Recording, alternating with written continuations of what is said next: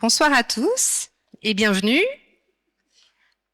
Alors bienvenue également à ceux et à celles qui suivent cette réunion sur YouTube puisque nous sommes en diffusion en direct sur la plateforme. Merci de votre présence et de votre intérêt sur ce sujet, nos déchets. Donc comment les réduire et comment les gérer à l'échelle de notre département. Donc un sujet extrêmement important qui méritait qu'on en discute et qui ait un véritable dialogue. Alors nous sommes Clément, Pamela et Karine et nous sommes là pour... Tu avances, merci. Nous sommes là pour faciliter en fait vos échanges et les questions et réponses. Voilà, répartir la parole, faciliter les échanges en toute neutralité puisque nous sommes une entité extérieure à la concertation. Donc notre rôle, c'est de vous donner la parole au bon moment et donc de travailler, enfin d'aborder les différentes questions de manière la plus diverse possible, de façon aussi à ce que toutes les questions récurrentes soient posées. Mes collègues vous expliquer ça tout à l'heure. Les intervenants ce soir, ici présents, pour Touraine Propre, Martin Cohen, président de Touraine Propre, Mathis Navarre, responsable de la concertation et responsable communication chez Touraine Propre, Gauthier Chaussard, responsable de la concertation et entre autres du PLPDMA, dont on parlera tout à l'heure. Et pour Tours Métropole, Martin Cohen à nouveau, vice-président délégué aux déchets, à la transition écologique et énergétique et à l'économie circulaire. Stéphane Auger, directeur du service déchets et propreté. Et Cédric Dupuis, directeur général adjoint cadre de vie. Donc ils vont prendre tour à tour la parole, dans un premier temps pour vous expliquer différents éléments et puis bien sûr pour répondre à vos questions. Et puis une dernière diapo pour la présentation de tous. Nous avons avec nous, vous n'êtes pas bien placés finalement, nous avons avec nous Brigitte Chalopin et Philippe Bertrand qui sont donc les garants qui sont en fait dans le cadre de la CNDP là pour garantir les bons échanges justement au niveau de cette concertation. Si vous voulez venir vous présenter. Passer la parole d'abord.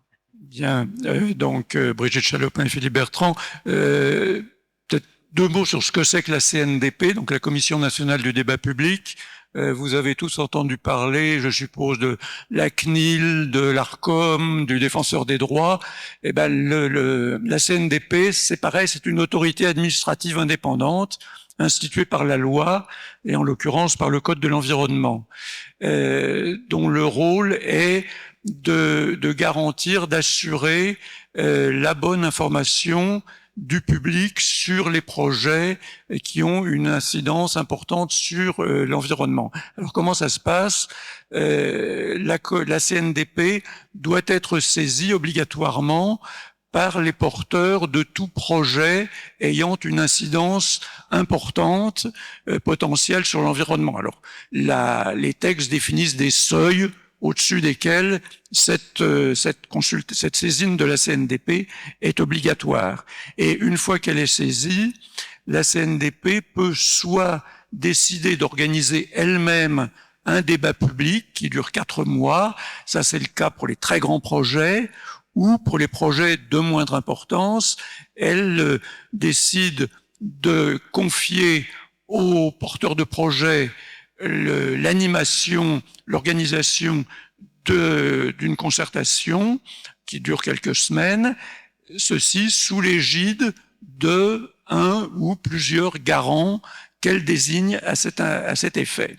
Et ce qui arrive aussi, c'est que pour des projets qui sont en dessous des seuils, le maître d'ouvrage, le porteur de projet, souhaite organiser néanmoins, bien qu'il ne soit pas tenu, une concertation publique dans les formes prévues par le Code de l'environnement. Et à ce moment-là, il demande à la CNDP de désigner un ou deux garants pour que ça se passe exactement comme si c'était un projet de plus grande ampleur. Et donc c'est le cas pour la concertation qui nous réunit ce soir.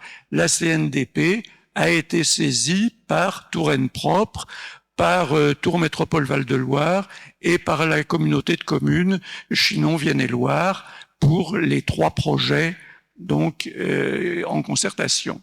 Et donc, c'est pour ça que la CNDP nous a désignés comme garants. Et Brigitte Chalopin va vous expliquer brièvement quel est le rôle des garants dans une telle concertation. Merci Philippe. Bonsoir à tous. Oui, donc nous avons donc été désignés comme garants il y a déjà en juillet 2023. Donc effectivement, ça commence à dater, ce qui nous a permis un petit peu de rencontrer certaines personnes et parties prenantes au projet. Et puis notre principal rôle, c'est ce que je vais vous dire ce soir, c'est d'abord de veiller au bon déroulement de cette concertation volontaire de Touraine Propre. De veiller aussi à ce que les documents qui sont en votre possession, que vous pouvez consulter sur la plateforme qui a été mise en ligne, soient accessibles, soient lisibles, et que toutes les informations dont ce qui sera dit ce soir, par exemple, soient le plus sincère et le plus complet et de qualité, une information de qualité. Nous essaierons et nous y veillons déjà depuis notre désignation. Une dernière chose que je voulais aussi vous dire, c'est que avec Philippe Bertrand, nous tenons bien évidemment à ce qu'il y ait des outils qui soient mis en place dans le cadre de ce type de concertation pour permettre au public le plus varié et le plus large possible de s'exprimer, de poser des questions et d'obtenir des réponses. Et c'est d'ailleurs une chose quand même qui est la plus importante pour nous de cette expression du public, puisque à l'issue de cette concertation, nous allons établir ce qu'on appelle un bilan de cette concertation, dans lequel nous allons bien sûr parler expliquer, restituer le déroulement, et puis recenser aussi, synthétiser tous les arguments qui ont pu être apportés et qui peuvent contribuer au débat concernant la politique des déchets en Indre-et-Loire.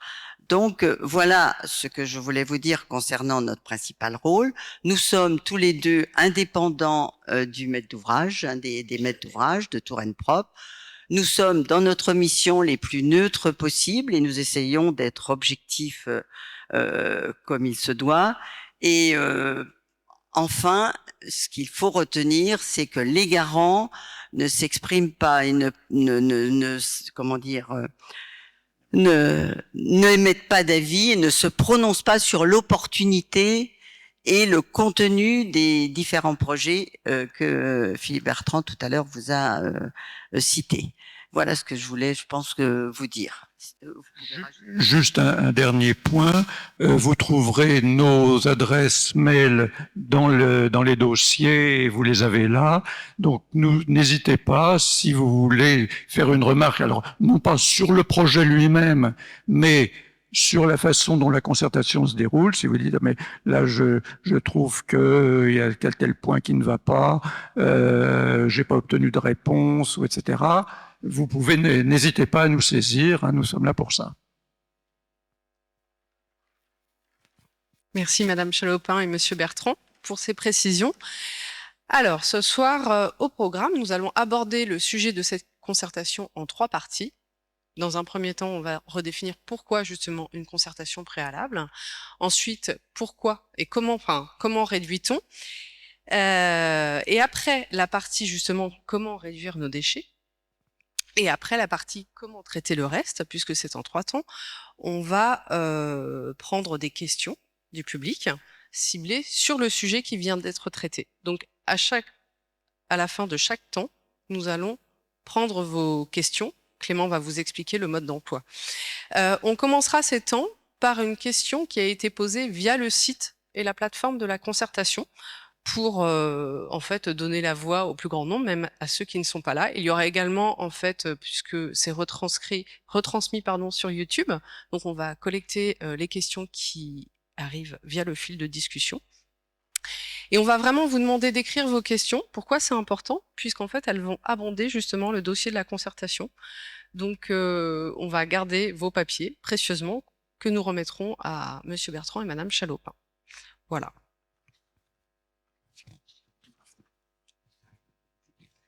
effectivement, petit rappel des règles pour un dialogue respectueux et constructif. On va demander à ce que chaque participant se respecte, ainsi que les intervenants, même s'ils ne sont pas d'accord. On va vous demander également de poser des questions claires et concises. Elles seront sélectionnées. Donc, il faudra que vous posiez la question qui a été écrite sur le papier. Pas d'attaque personnelle, bien sûr, ne sont autorisées. On va vous demander aussi de bien rester dans le sujet de notre débat. Enfin, nous sommes là, comme vous disait Karine au début, pour veiller en fait à ce que ces règles soient respectées. Si elles ne le sont pas, nous pourrons intervenir et interrompre en fait, voilà, les participants. Bonsoir à toutes et tous. Pour vous donner un peu le détail de cette partie de questions-réponses, donc comme on vous l'a déjà expliqué, on va devoir collecter les papiers pour pouvoir les abonder au dossier complet de la concertation. Donc on vous demandera sur les fiches qui sont posées sur vos chaises de noter vos noms, prénoms ou associations que vous représentez. Et ensuite, moi ou Pamela viendront vous récupérer votre question. On va vous demander de venir dans une allée et de poser la question le plus correctement possible avant de passer aux réponses des interlocuteurs qui sont en face de vous. Et je laisse la parole à Monsieur Martin Cohen pour démarrer. Bon, je vais descendre parce qu'il n'y a pas tant de monde que ça. Merci à toutes et tous d'être présents. On a une bonne cinquantaine, ce qui est déjà plutôt satisfaisant. Je suis donc Martin Cohen, président de Touraine Propre et vice-président de Tour Métropole Val-de-Loire, en charge notamment des déchets et donc en charge de cette concertation. Donc, première question, première partie. Pourquoi cette concertation? Il y a au moins 3 raisons que je vois à cette concertation. La première, c'est de faire parler des déchets. Aujourd'hui, c'est un sujet qui est trop souvent mis sous le tapis. Les habitants et concitoyens, à partir du moment où ils ont mis leurs déchets dans leur poubelle et que c'est emmené par la benne à ordures ménagères, ils se préoccupent pas trop de ce qui se passe derrière. Et il nous semble vraiment important que sur le territoire, tout le monde, un maximum de personnes prennent conscience de ce qu'on fait derrière, comment on fait pour recycler, comment on fait pour traiter, où sont ces unités de traitement et comment elles fonctionnent. Donc c'est un premier objectif de cette concertation, c'est vraiment d'avoir un maximum de personnes qui aient des informations sur la façon dont se gérer les déchets sur l'Indre-et-Loire. La deuxième raison, qui est la plus directement sur le lancement de cette concertation, c'est de faire connaître le programme de prévention, programme départemental de prévention qui a été construit. On en parlera tout à l'heure.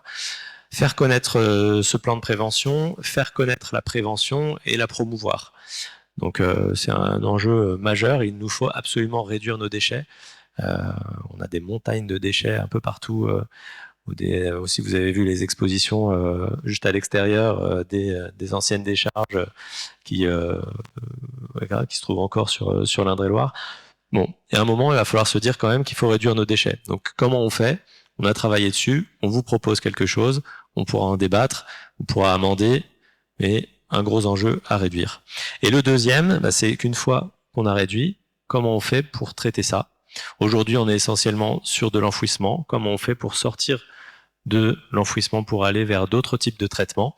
Donc, ça sera aussi une autre partie. Et ça, c'est aussi une des raisons qui nous ont poussé à lancer cette concertation, c'est que c'est un sujet qui est délicat. Ça fait des années, je devrais même dire des décennies, qu'on n'a pas vraiment trouvé de solution. On était un peu dans une impasse. Donc l'objectif avec cette concertation départementale, c'est de sortir de cette impasse-là, de réussir à réduire nos déchets et de faire quelque chose le plus correct possible des déchets qui nous restent. Pour présenter un peu plus précisément ces différents enjeux, je vais laisser la parole à Mathis Navarre de Touraine Propre. Est-ce que vous m'entendez? Oui, ça fonctionne. Alors, ce qu'on vous propose, oui, très rapidement, c'est de comprendre un peu quels sont les différents enjeux de cette concertation. Déjà, à partir de notre poubelle, de nos déchets. Comme vous le voyez ici, donc on a notre poubelle. En moyenne, par an, chaque habitant d'Indre-et-Loire produit quand même 531 kilos de déchets, ce qui est assez important. Alors, ça reste une moyenne, hein, il y en a qui en produisent plus et d'autres moins. Et si on s'intéresse un peu à la manière dont le contenu de cette poubelle se décompose, on voit que on a une part relativement importante d'ordures ménagères, le fameux sac noir, la poubelle noire, suivi quand même du tri sélectif. Donc quand on parle du tri sélectif, vous pensez sans doute essentiellement la poubelle jaune. On intègre aussi dans le tri sélectif le verre qui est dans la métropole de Tours en point d'apport volontaire, c'est-à-dire que vous emmenez votre verre, les bouteilles, les bocaux que vous avez utilisés dans un point d'apport qui est souvent situé dans la rue. Et enfin, c'est la part la plus importante, quand même 231 kilos qui sont déposés en déchetterie. Et sur ces 231 kilos, la moitié est constituée, alors toujours en moyenne, de déchets verts. Donc c'est-à-dire, ça peut être de la tonte, des restes de végétaux, de la taille de haies, mais des quantités quand même relativement importantes. Alors, si on s'intéresse un peu plus précisément au contenu de notre poubelle noire, qui est quand même la problématique première et qui est un des enjeux de cette concertation, on se rend compte que leur parcours est souvent méconnu, mais encore majoritairement en Indre-et-Loire, nos déchets terminent à 70% enfouis dans ce qu'on appelle des centres d'enfouissement, et 30% incinérés, donc dans un incinérateur, une unité de valorisation énergétique, sachant que les unités de valorisation énergétique, nous n'en avons qu'une en Indre-et-Loire, qui est située à côté de Chinon, à Saint-Benoît-la-Forêt. Vous avez ces 3 sites ici, donc l'incinérateur, l'unité de valorisation énergétique que j'évoquais, et les 2 centres d'enfouissement, en l'occurrence celui de Sonzé et de Chanceau-près-Loche, comme son l'indique, qui est situé à proximité de Loche. Sachant que sur les 30% incinérés, on a également une part qui est incinérée à l'extérieur du département d'Indre-et-Loire, notamment du côté de Blois et de Las, donc dans le Maine-et-Loire. Une partie qui part dans le Loir-et-Cher et une autre partie dans le Maine-et-Loire. La problématique qu'on a dans le département, vous voyez les 3 installations qu'on parle à la fois des sites d'enfouissement et de l'unité de valorisation énergétique de Saint-Benoît-la-Forêt, c'est qu'on a une fermeture qui va intervenir à relativement court terme, moyen et court terme. C'est le cas notamment pour les sites d'enfouissement, où on voit que d'ici 10 ans, c'est-à-dire 2034, nous n'aurons plus de solutions. Ils seront saturés, et ça c'est à la fois valable pour Sonzé et pour le site de Chanceau-près-Loche. Et même problématique pour donc l'incinérateur de Saint-Benoît-la-Forêt, qui est une installation qui a été mise en service en 1984, qui a donc 40 ans cette année, et qui arrivera en fin de vie utile d'ici la fin de la décennie, donc en 2030. Si rien n'est fait, je vais vous laisser avec Martin Cohen reprendre la parole pour vous expliquer ce qui va se passer. Ouais, si rien n'est fait, vous l'avez compris, on a 3 sites sur le département, les 3 dans les 10 ans qui viennent. Bon, je te laisse faire tu passeras. Les 3 dans les 10 ans qui viennent vont fermer. Donc on se retrouve aujourd'hui ici sur un scénario où on ne ferait rien, avec plus aucun site de traitement de nos déchets d'ici 2034. Ce que ça signifie, c'est qu'il va nous falloir, dans ce cas-là, exporter la totalité des déchets résiduels, des déchets à traiter, vers d'autres départements. Ce qu'on fait déjà un petit peu, mais là ça serait la totalité. On verra tout à l'heure que ça concerne un peu plus de 100 000 tonnes. Donc c'est quand même des volumes très importants, donc beaucoup plus de camions à envoyer assez loin, parce que pour réussir à trouver 100 000 tonnes de libre, on n'ira pas juste sur les départements limitrophes, on ira certainement jusqu'à Nantes, voire l'Île-de-France. Et avec ça, forcément, une augmentation des coûts liés au transport, mais aussi une augmentation des coûts parce qu'on ne maîtrisera pas les exutoires, les débouchés. Ces différents sites de traitement ne seraient pas directement gérés par là où les collectivités d'Indre-et-Loire, mais par soit des sites privés, soit d'autres collectivités qui nous laisseraient finalement que ce qu'on appelle les vides de four, et qui sont finalement dans le champ concurrentiel. Donc s'il n'y a pas beaucoup de place, ça coûte très cher, et ce qui peut nous obliger à aller très loin pour des coûts qu'on maîtrise absolument pas. Donc il y a une grosse incertitude là-dessus, tant sur le prix que sur la distance. Donc pas de maîtrise, pas de visibilité, c'est un peu aussi loin des yeux, loin du cœur, on envoie ça loin, on gère moins bien, donc on s'en préoccupe moins. Quand je vous disais tout à l'heure qu'il y a, à mon sens, un réel enjeu à se préoccuper de ce qu'on fait de nos déchets, les envoyer loin, pour moi, c'est pas une solution. Donc voilà, on va essayer de conserver une maîtrise des coûts. On a aussi comme enjeu de finaliser la transition de l'enfouissement vers la valorisation énergétique. Alors ça, c'est une contrainte que nous impose aussi l'État. On le verra tout à l'heure par le levier fiscal, mais aussi par la loi qui nous oblige de réduire très très fortement l'enfouissement. Donc on doit de toute façon trouver une autre solution de traitement que l'enfouissement. Et c'est la raison pour laquelle on a réfléchi à cette stratégie à l'échelle départementale, parce que c'est pas une question uniquement d'une Comcom ou de la métropole toute seule. C'est vraiment à l'échelle départementale que ça se réfléchit, voire même un petit peu plus large avec les départements limitrophes. Donc on a élaboré cette stratégie départementale que vous pouvez consulter de façon très large dans le dossier de concertation, avec d'abord cette question de la réduction. Comment on réduit? Un programme de prévention dont on parlera juste après, qui a été élaboré sur l'année 2023 et qui porte sur 6 ans, entre 2024 et 2030, pour réduire au maximum les déchets qu'il nous restera à traiter, et ensuite les valoriser, ces déchets qui restera, avec la construction de solutions locales de traitement, de type unité de valorisation énergétique. Donc c'est bien 3 projets finalement qu'on propose dans cette concertation, un programme de prévention et 2 unités de valorisation énergétique, on en parlera tout à l'heure. C'est pour ces 3 projets-là qu'on a fait cette saisine volontaire. C'est une saisine volontaire, vous l'avez dit tout à l'heure, on n'était pas du tout obligé de passer par la Commission nationale du débat public pour faire cette concertation. On n'était même pas obligé de faire une concertation, en fait, si on aurait pu faire les choses de notre côté comme ça et prendre les décisions. Bon, vu ce que je vous ai dit tout à l'heure sur ce que je souhaite sur la réappropriation de l'enjeu des déchets par la population, ça aurait été un peu dommage de faire ça en catimini. Donc cette concertation, on la souhaitait et on est passé par la Commission nationale du débat public pour que le dispositif mis en place qu'il y ait une garantie sur ce dispositif, que ça soit le plus neutre possible, le plus complet possible, et qu'un maximum de personnes puissent être touchées par cette concertation et puissent y contribuer. Je ne sais plus ce que je présente après. La suite. Pour le calendrier, Mathis, je te laisse. Je crois que c'était dans le programme. Mais reste à côté si tu veux. Je vais reprendre la main pour le calendrier. Donc, comme ça a été expliqué en début de présentation par monsieur et madame les garants, donc on a réalisé une Toine Prop en tant que maître d'ouvrage, a réalisé une saisine de la Commission nationale du débat public, donc en juillet 2023. Ça fait bientôt 1 an, mais c'est un processus réglementaire qui est quand même relativement long et qu'il faut anticiper. C'est ce que nous avons fait dès l'été dernier.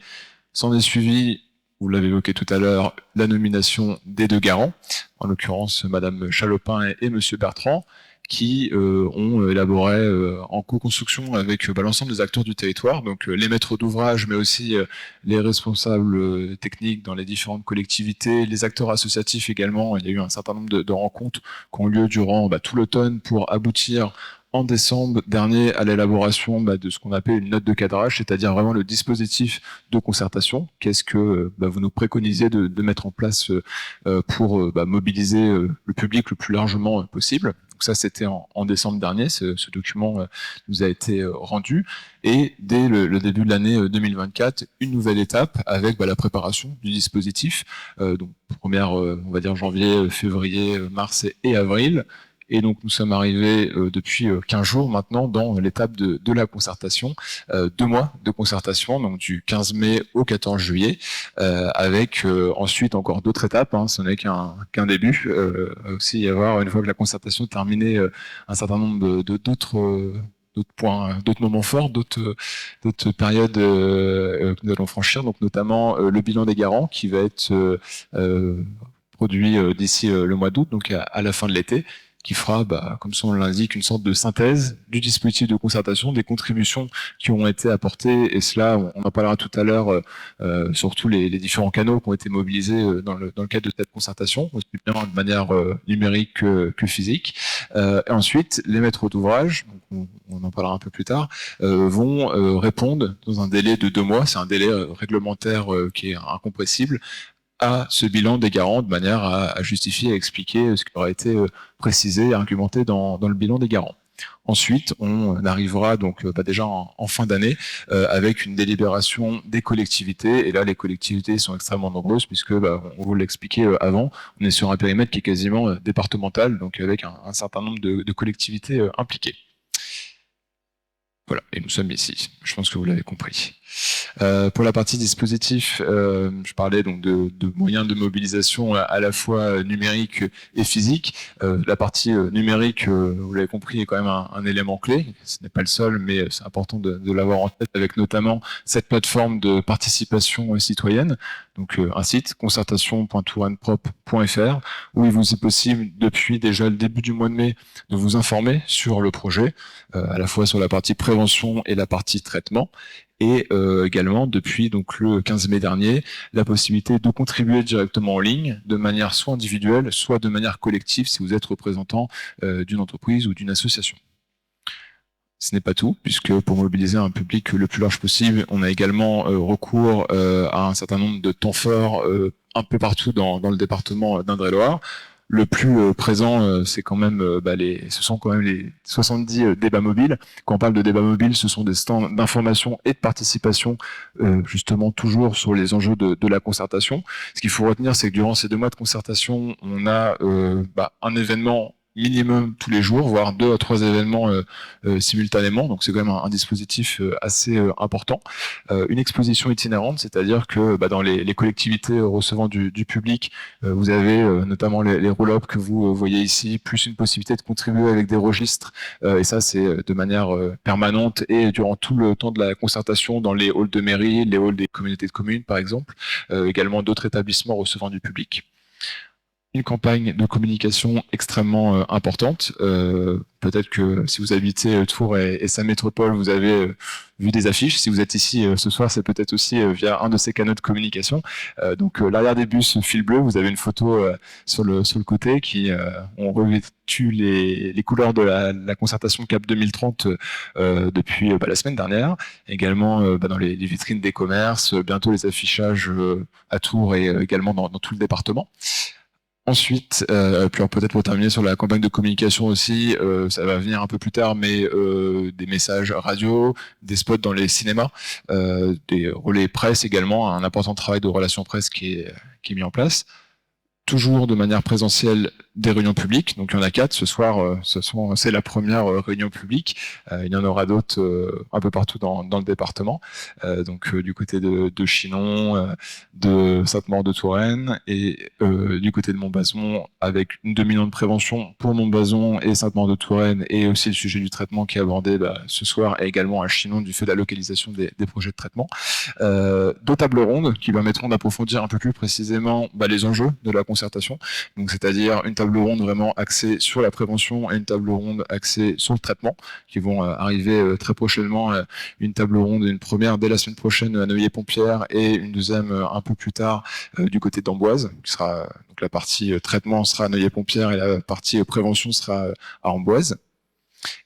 Des ateliers étudiants. On a dans la salle aujourd'hui quelques étudiants qui ont participé en mars et avril dernier à l'élaboration en fait de fresques qui présentent les enjeux de la concertation. Vous avez leurs fresques qui sont présentées justement dans le hall. Ça a été réalisé avec le concours notamment de Bénédicte Florin et Pascal Garret de l'Université de Tours, qui nous ont permis de mobiliser ce public qui n'avait pas forcément été disponible durant le temps de la concertation. On était entre le 15 mai et le 14 juillet, donc pas la période forcément la plus propice pour aller à l'université puis rencontrer des étudiants. Donc une implication qui a été réalisée en amont avec un dispositif relativement innovant, et des visites de sites qui vous permettent, 4 visites pour être précis, qui vous permettent de découvrir un peu quels sont les acteurs de la question des déchets en Touraine. Il y en a eu une première la semaine dernière à Blairet, donc dans la ressourcerie La Boîte d'à côté. Il y en aura d'autres dans d'autres ressourceries, bientôt prochainement la caverne Tritou du côté de Saint-Antoine-du-Rocher, puis également une partie traitement. Je cite comme exemple, tout à l'heure j'évoquais l'unité de valorisation énergétique de l'As dans le Maine-et-Loire, qui nous ouvrira ses portes dans le cadre de cette concertation. J'ai oublié de préciser que pour les visites de sites et les tables rondes, il est encore temps d'y participer si vous êtes intéressé, et par contre une inscription est nécessaire, donc il faudra que ça va se passer dans tous les cas sur le site concertation.touranneprop.fr. Vous avez l'agenda avec l'ensemble des temps forts de cette concertation et la possibilité de s'y inscrire très facilement, et ensuite on vous communiquera toutes les informations en temps voulu pour que vous puissiez y prendre part. Maintenant je vais laisser la parole à Martin dans un premier temps, puis après à Gauthier pour la partie prévention.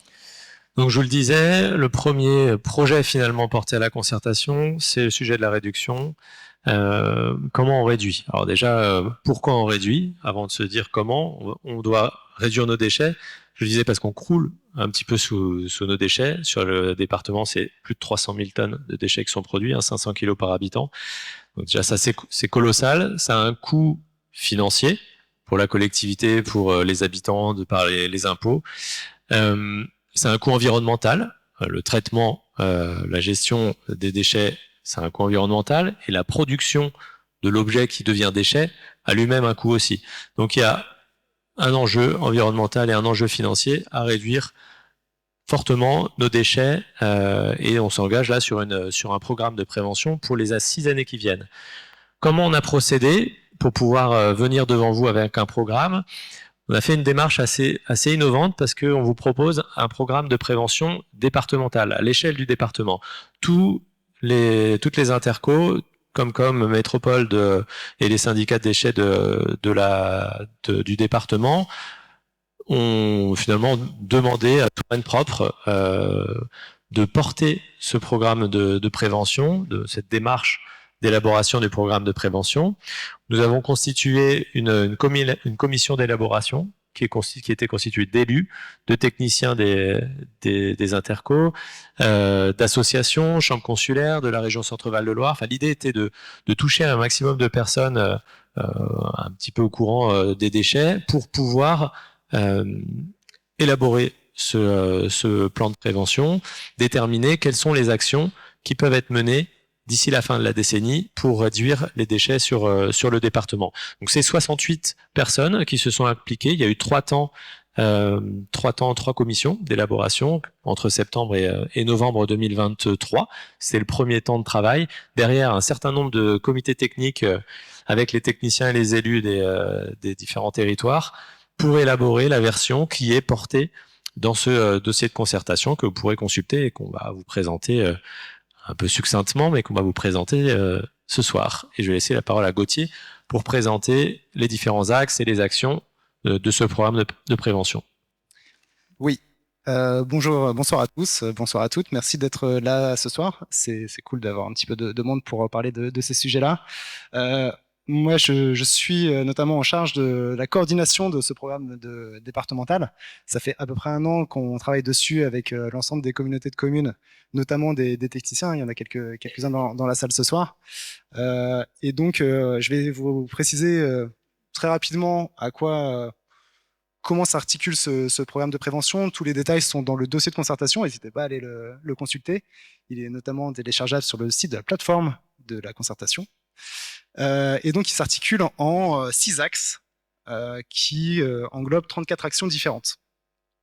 Donc, le premier axe, ça va être la sensibilisation, la formation de l'ensemble des acteurs du territoire. Le deuxième axe, c'est un travail sur la réduction du gaspillage alimentaire. Le troisième, c'est sur la gestion des biodéchets. Ça a fait pas mal l'actualité ces derniers mois sur la gestion domestique avec les composteurs individuels, partagés. Je pense que vous l'avez certainement vu passer. L'idée, c'est d'intensifier encore ces actions-là, puisque les biodéchets font partie des déchets les plus importants dans nos poubelles noires. On a un 4e axe autour des déchets sauvages, qui est un sujet qui touche beaucoup de communes en Indre-et-Loire. L'idée, c'est de constituer un réseau départemental de lutte contre les déchets sauvages. Enfin, sur le réemploi, autour du 5e axe, c'est vraiment accompagner des projets de territoire pour favoriser l'accès aux biens du réemploi, pour pouvoir accompagner éventuellement des projets de ressourcerie, recyclerie. Je vais détailler juste après. Je termine avec le 6e axe qui s'intéresse justement aux collectivités. Et l'idée, c'est quand même de montrer l'exemple au niveau des collectivités pour encourager aussi une démarche collective interacteur. Donc voilà, là c'est une photo de la commission d'élaboration. Il y a eu plusieurs réunions qui se sont succédées à l'automne dernier. Certains dans la salle y ont participé. Voilà, ça a été des temps de travail collectif qui ont abouti à ce programme d'action. On a une première version aujourd'hui qui est consolidée, qu'on présente en concertation. elle n'est pas encore finalisée. On attend vos contributions pour l'étoffer et éventuellement recueillir vos avis sur ces actions. Donc, n'hésitez pas à consulter la plateforme pour donner votre avis. Ouais, ça marche plus. Tu peux regarder. Ouais. Donc voilà, l'idée c'était juste de vous présenter quelques exemples d'actions des différents axes. Aïe, aïe, aïe. Ah non. Ah bah non. Tant pis. Ouais, je verrai. Ouais. Il n'est pas terrible notre diapo ce soir. Mais donc voilà, l'idée c'était de vous présenter la trajectoire. Donc en 2024, tout à l'heure, Mathis Navarre nous a dit on produit chacun environ 530 kilos par habitant chaque année. Il vous a montré un petit peu la répartition par flux de déchets. L'idée, c'est qu'en 2030, grâce à ce programme de prévention départementale, on arrive à 446 kilos, donc moins 85 kilos en 6 ans. Alors, vous allez dire peut-être moins 16%, c'est pas beaucoup. Entre 2010 et 2022, on a baissé de 4%. Donc faire 3 fois plus en 2 fois moins de temps, c'est quand même une gageure, c'est quand même un enjeu de taille. Et c'est pour ça qu'on compte aussi sur l'implication de l'ensemble des acteurs du territoire. Ce programme départemental, il va être aussi, ça va être un financement. Hein. Ces actions, elles vont devoir être financées. On envisage sur 6 ans environ 10 millions d'euros qui seront répartis donc sur les 6 années et sur les différentes actions. Voilà, c'est pour vous donner un ordre de grandeur.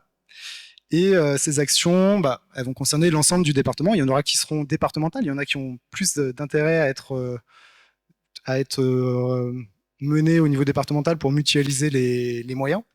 Il y en a d'autres qui vont être déclinés plutôt localement, puisque c'est aussi les acteurs locaux qui connaissent le mieux leur situation locale. Parmi ces actions, il va y avoir des campagnes de communication départementales. Donc, on va essayer d'harmoniser un petit peu les messages pour éviter que, par exemple, sur des territoires qui sont entre 2 communautés de communes, on ait des messages divergents ou à minima différents. Un renforcement des animations scolaires aussi.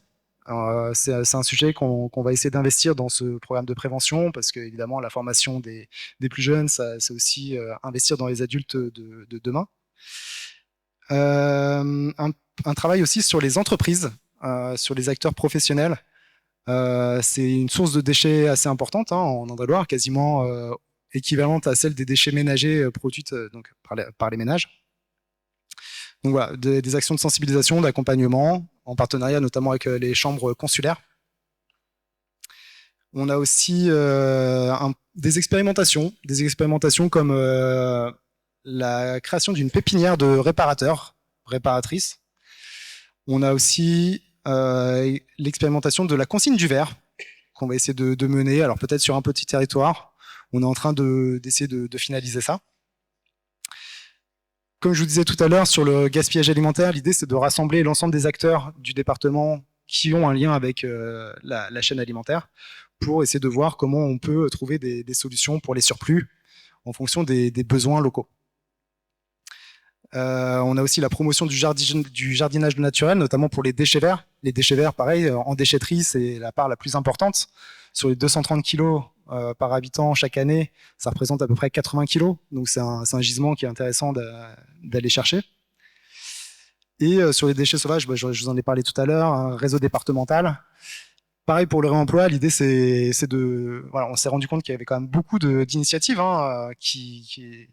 qui avaient émergé sur le territoire, souvent portées par des petits acteurs, des fois des plus gros. L'idée, c'est à la fois de leur donner de la visibilité et à la fois de les mettre en lien pour favoriser déjà la connaissance du grand public de ces initiatives et les aider à intensifier leurs actions. Il y a notamment, je ne sais pas, à Tours, peut-être qu'il y en a qui connaissent la Charpentière. C'est une ressourcerie qui est pas très loin et qui est assez grande et bien fournie. Dans le cadre de cette concertation, donc comme on vous l'a dit, on a organisé une visite sur la recyclerie sur la ressourcerie de Bléré. On en a une aussi qui est organisée dans 2 semaines à Saint-Antoine-du-Rocher. C'est une ressourcerie qui est adossée à une déchetterie. C'est un format qui est intéressant. Je vous encourage à venir la voir. Et enfin, des politiques d'exemplarité au niveau des collectivités avec des manifestations responsables, etc. Mais aussi un peu plus, de manière un peu plus administrative, des clauses dans les contrats, dans les CCTP, dans les contrats, dans les marchés, etc. Bon, voilà, plein de choses. Un suivi aussi des indicateurs de la prévention pour évaluer aussi le fonctionnement de ce programme départemental sur les 6 années qui viennent. Voilà. Je vous ai présenté plusieurs actions, il y en a d'autres, hein. Ça c'était un peu les plus emblématiques, mais je vous invite à vous renseigner si ça vous intéresse davantage. Voilà, donc là on a fini la première partie de la présentation. L'idée c'est de recueillir vos questions à la fois sur le dispositif de concertation et à la fois sur cette partie prévention, donc l'ébauche de ce programme de prévention départementale. Merci beaucoup. Comme on vous l'a dit tout à l'heure, on va commencer par une première question issue de la plateforme en ligne. Comme ça vous laisse le temps aussi de rédiger si vous n'avez pas encore fait des questions. Et pour rappeler rapidement les règles, on va vous lever la main, vous notez vos questions avec votre nom, votre prénom ou l'association que vous représentez. Vous levez la main, on va venir vous rejoindre. Il faudra venir dans l'allée pour vous poser la question. Et donc la première question issue de la plateforme est donnée par Monsieur Borg. Et la question est, que se passe-t-il si l'objectif des 16% de réduction n'est pas atteint?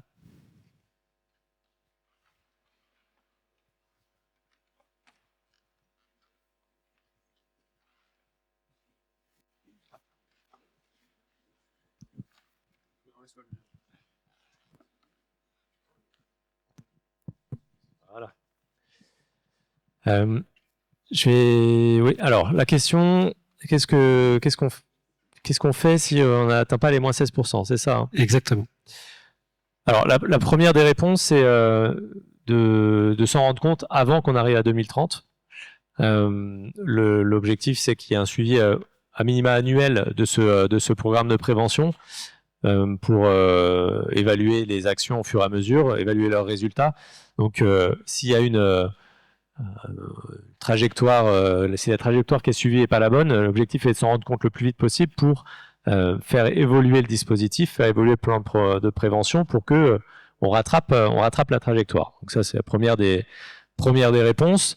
Bon, si malgré tout on n'y arrive pas, alors après ça peut être dans les deux sens, hein. Si on ne fait pas moins 16%, mais on fait plus de réduction, ou si on fait moins de réduction, finalement notre marge de manœuvre, elle va être sur l'export. On le verra tout à l'heure. Finalement, ce premier volet prévention, il a pour objectif de réduire au max pour pouvoir bien dimensionner derrière les unités de traitement, pour ne pas avoir à les surdimensionner. Dans les 2 projets d'unités de valorisation énergétique qu'on va vous présenter juste après, on les a volontairement un peu sous-dimensionnés parce qu'on sait qu'il y a déjà des capacités d'export sur les départements limitrophes. On va pouvoir envoyer un petit peu de nos déchets dans les départements limitrophes. Et donc, finalement, si on réduit un peu moins, on réduit moins, et ben on exportera un petit peu plus, avec un peu plus de risques, comme je disais tout à l'heure, sur les prix et sur la disponibilité. Et si on réduit finalement plus, et ben on pourra exporter moins. Finalement, cette part d'export, elle nous offre cette marge de manœuvre sur les résultats de la prévention. Mais comme je le disais au début, l'objectif est bien de se rendre compte le plus tôt possible qu'on n'y arrive pas pour mettre davantage de moyens, davantage d'actions pour bien atteindre l'objectif.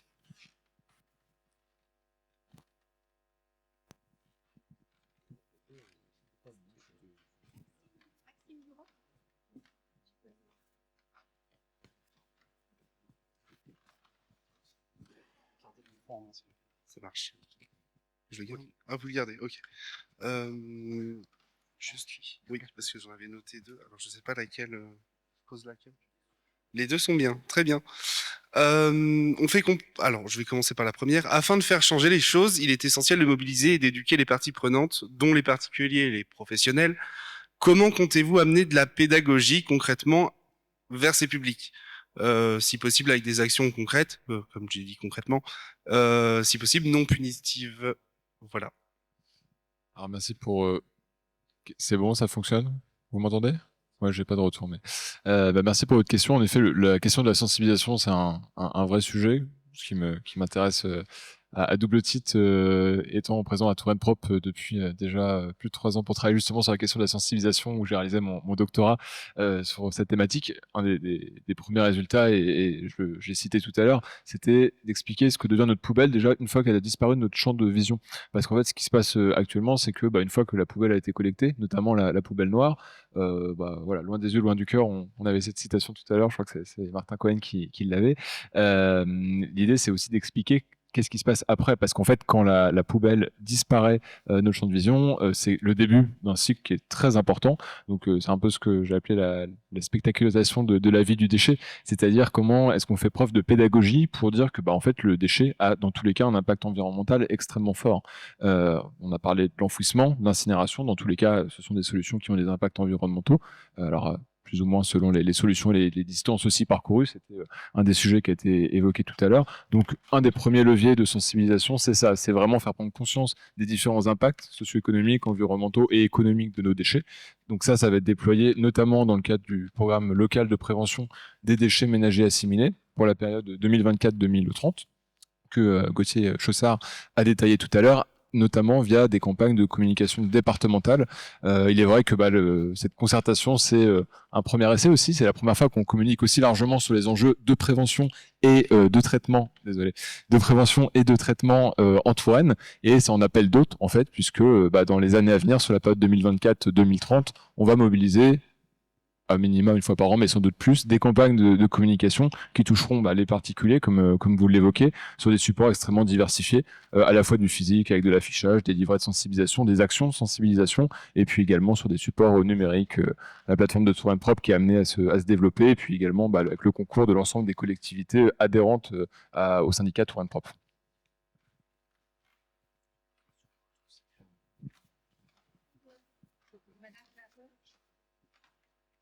Madame Barrault, alors en fait ça recoupe plusieurs questions, c'est pour ça que c'est une personne qui pose en fait une question qui finalement est posée de manière assez récurrente.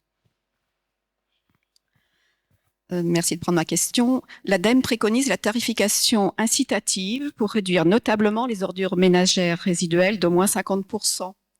Une tarification incitative départementale sera-t-elle mise en place? Elle fonctionne déjà très bien dans le Grand Est de la France, dans le Grand Ouest, très bien en Allemagne. Ils sont tous à la tarification incitative et les Autrichiens aussi. Bon, on n'est pas là-bas, on n'a peut-être pas la même mentalité, mais enfin, est-ce que c'est prévu éventuellement une tarification incitative? Alors ça a été. Merci pour votre question. Effectivement, ça fait partie des leviers qui peuvent être utilisés. Ça a été débattu dans les commissions d'élaboration du programme de prévention. Ça n'a pas été retenu pour une mise en place immédiate. Donc, vous ne trouverez pas mise en place d'une tarification incitative dans les actions du programme de prévention. En revanche, c'est sur les 2-3 années qui viennent, là, on souhaite sensibiliser, informer les élus aussi sur comment ça fonctionne, comment ça peut être mis en place. Peut-être faire on en parlait il y a quelques semaines, prévoir des visites, où vous avez parlé du Grand Est, il y a Besançon qui est un exemple qui a fonctionné, donc allez voir comment ça fonctionne là-bas, parce qu'il y a quand même des craintes des élus locaux sur cette tarification incitative, donc l'objectif est de lever ces craintes pour pouvoir y arriver. Donc il reste cette étape-là à franchir, ça va être la première étape de l'action tarification incitative dans notre programme de prévention. Espérons qu'elle ne durera que 1, 2 ou 3 années et qu'on puisse la mettre en place ensuite avant 2030. En tout cas, moi, c'est mon souhait, mais je vous dis, il y a cette étape-là. Et alors, deuxième élément de réponse, alors ça existe déjà sur l'Indre-et-Loire, il y a des territoires qui l'ont mis en place, c'est Castelrenonay et Bléré autour de Chenonceau qui l'a déjà mis en place. Donc, on a des exemples sur le territoire et il faut qu'on fasse parler aussi les élus. Il y a certains territoires qui sont un peu plus à l'écoute que d'autres. Voilà. Et après, il y a la question de la métropole, où on a beaucoup de collectes en collectif, en point d'apport volontaire, où là, c'est beaucoup plus compliqué à mettre en place. Et ce que j'aimerais bien qu'on puisse mener, c'est de la tarification incitative collective, ça veut dire à l'échelle d'un quartier. ce que la loi ne nous permet pas pour l'instant, ce qui est dommage, hein. Mais j'ai fait déjà remonter ce souci finalement législatif à nos parlementaires pour qu'on puisse lever ça et faire aussi de la tarification incitative quand on est collecté par point d'apport volontaire et où c'est plus difficile d'aller jusqu'au foyer, quoi. Et ça aurait un autre intérêt de le faire à l'échelle collective, c'est qu'on ne va pas être incité à aller mettre notre poubelle dans la poubelle du voisin, quoi, finalement. Et ça peut donner une sorte d'émulation par quartier autour de la prévention des déchets. Donc ça, c'est une autre idée qui nécessite des modifications au niveau de nos parlementaires. C'est déjà débattu, hein, notre député de Tours a porté le sujet au niveau de l'Assemblée nationale. Et donc, c'est aussi des pistes à saisir dans les mois, années qui viennent. On a une question également sur YouTube. Il nous a été posée sur... donc, il y a 9 personnes qui nous suivent actuellement. La question est, y a-t-il également des initiatives pour réduire la production de déchets auprès des industriels, des collectivités, les cantines, etc.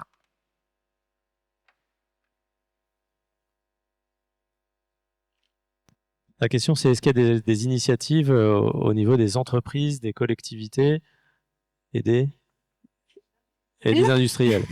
Tu les as rencontrés, un certain nombre, enfin quelques-uns, est-ce que tu veux... Alors, par rapport aux entreprises et aux industriels, c'est vrai que c'est pas tout à fait dans le champ d'action du programme d'action du départemental qui porte avant tout sur les déchets ménagers et assimilés.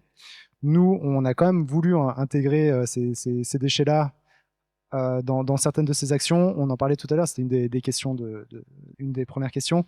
Peut-être pour compléter les actions qui sont prévues dans le cadre du programme. Donc, on a prévu à la fois de faire de la formation au niveau des élus, à la fois des collectivités, mais aussi des dirigeants d'entreprises.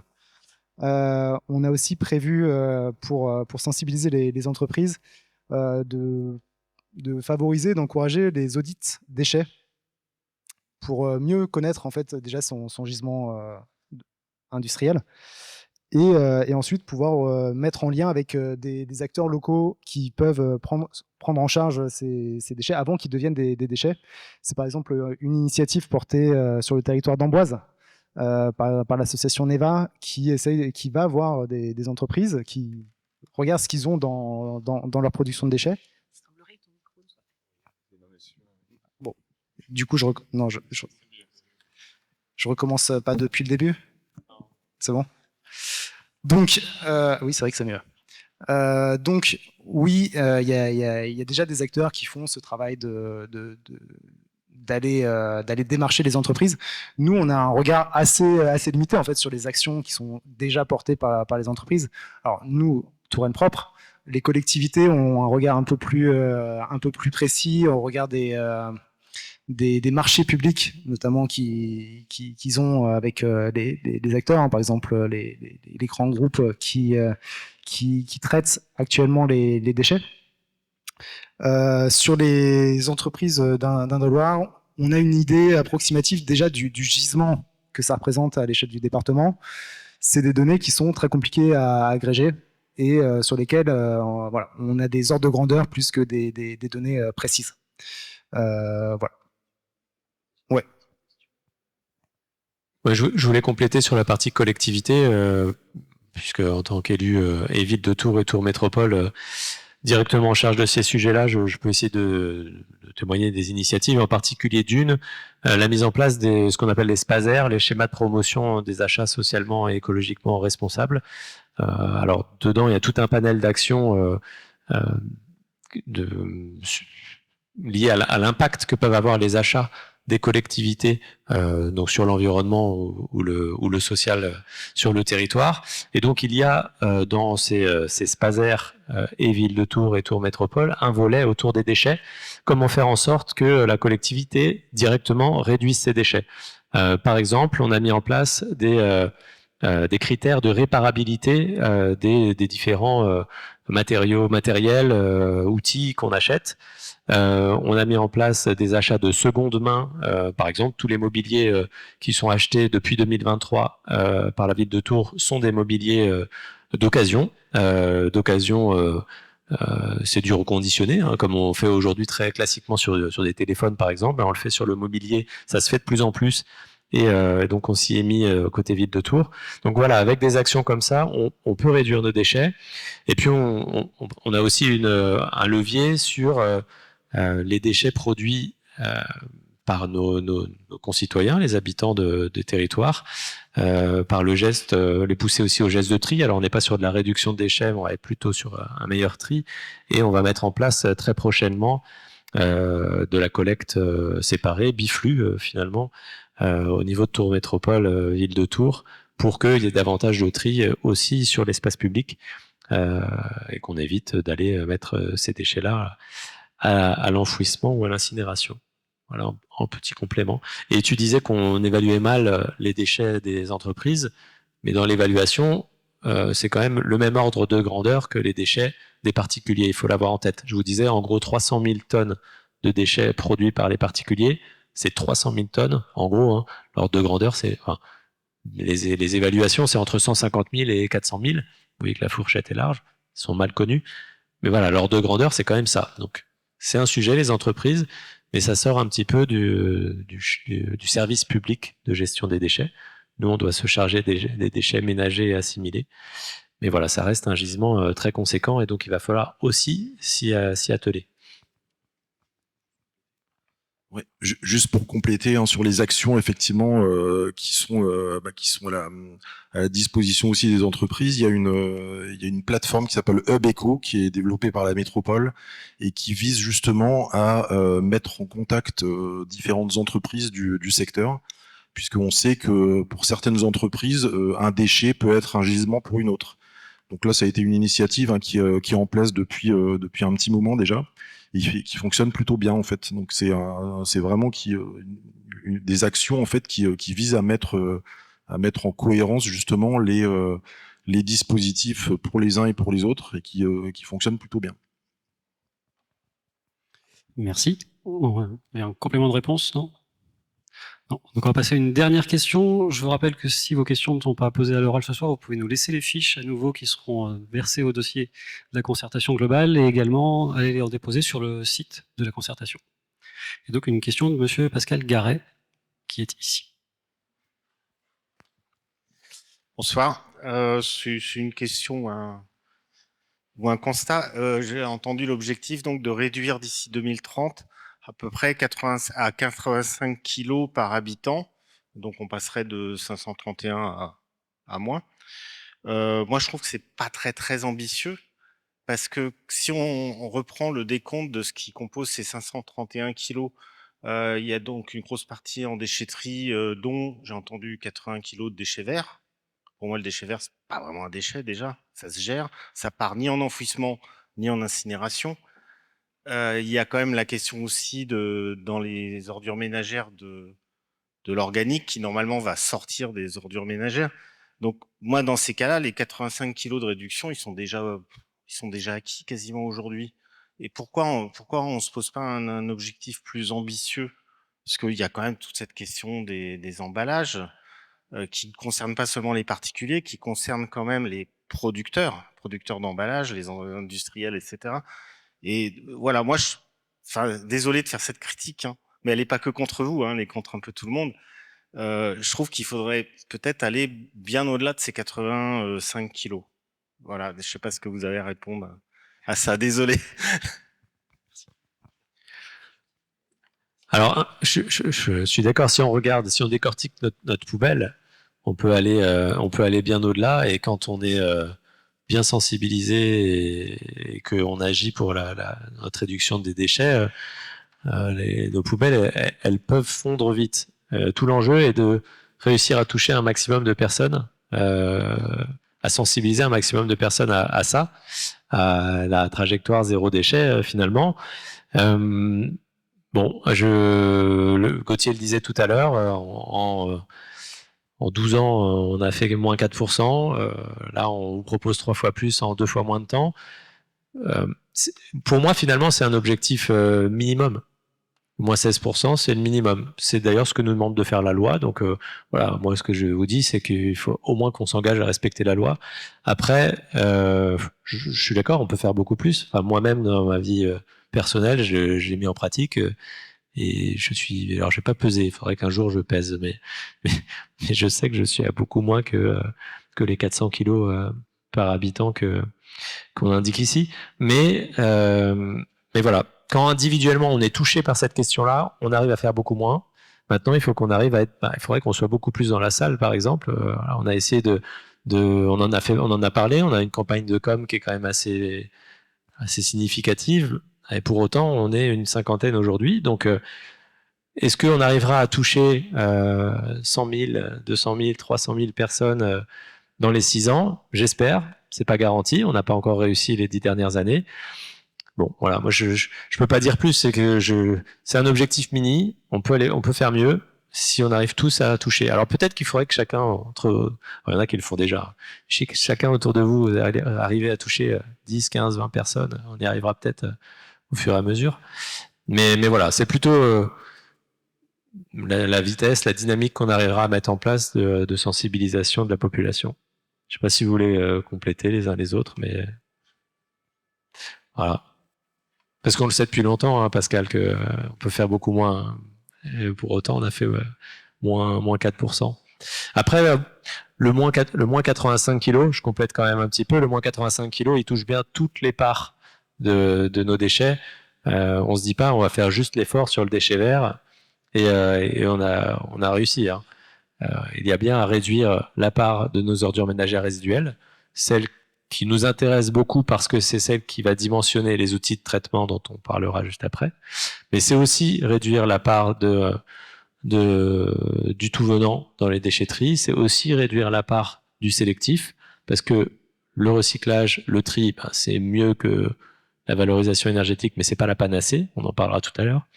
Donc c'est bien chacune des catégories qu'on va essayer de réduire et qu'on va mener des actions pour l'ensemble de ces catégories-là.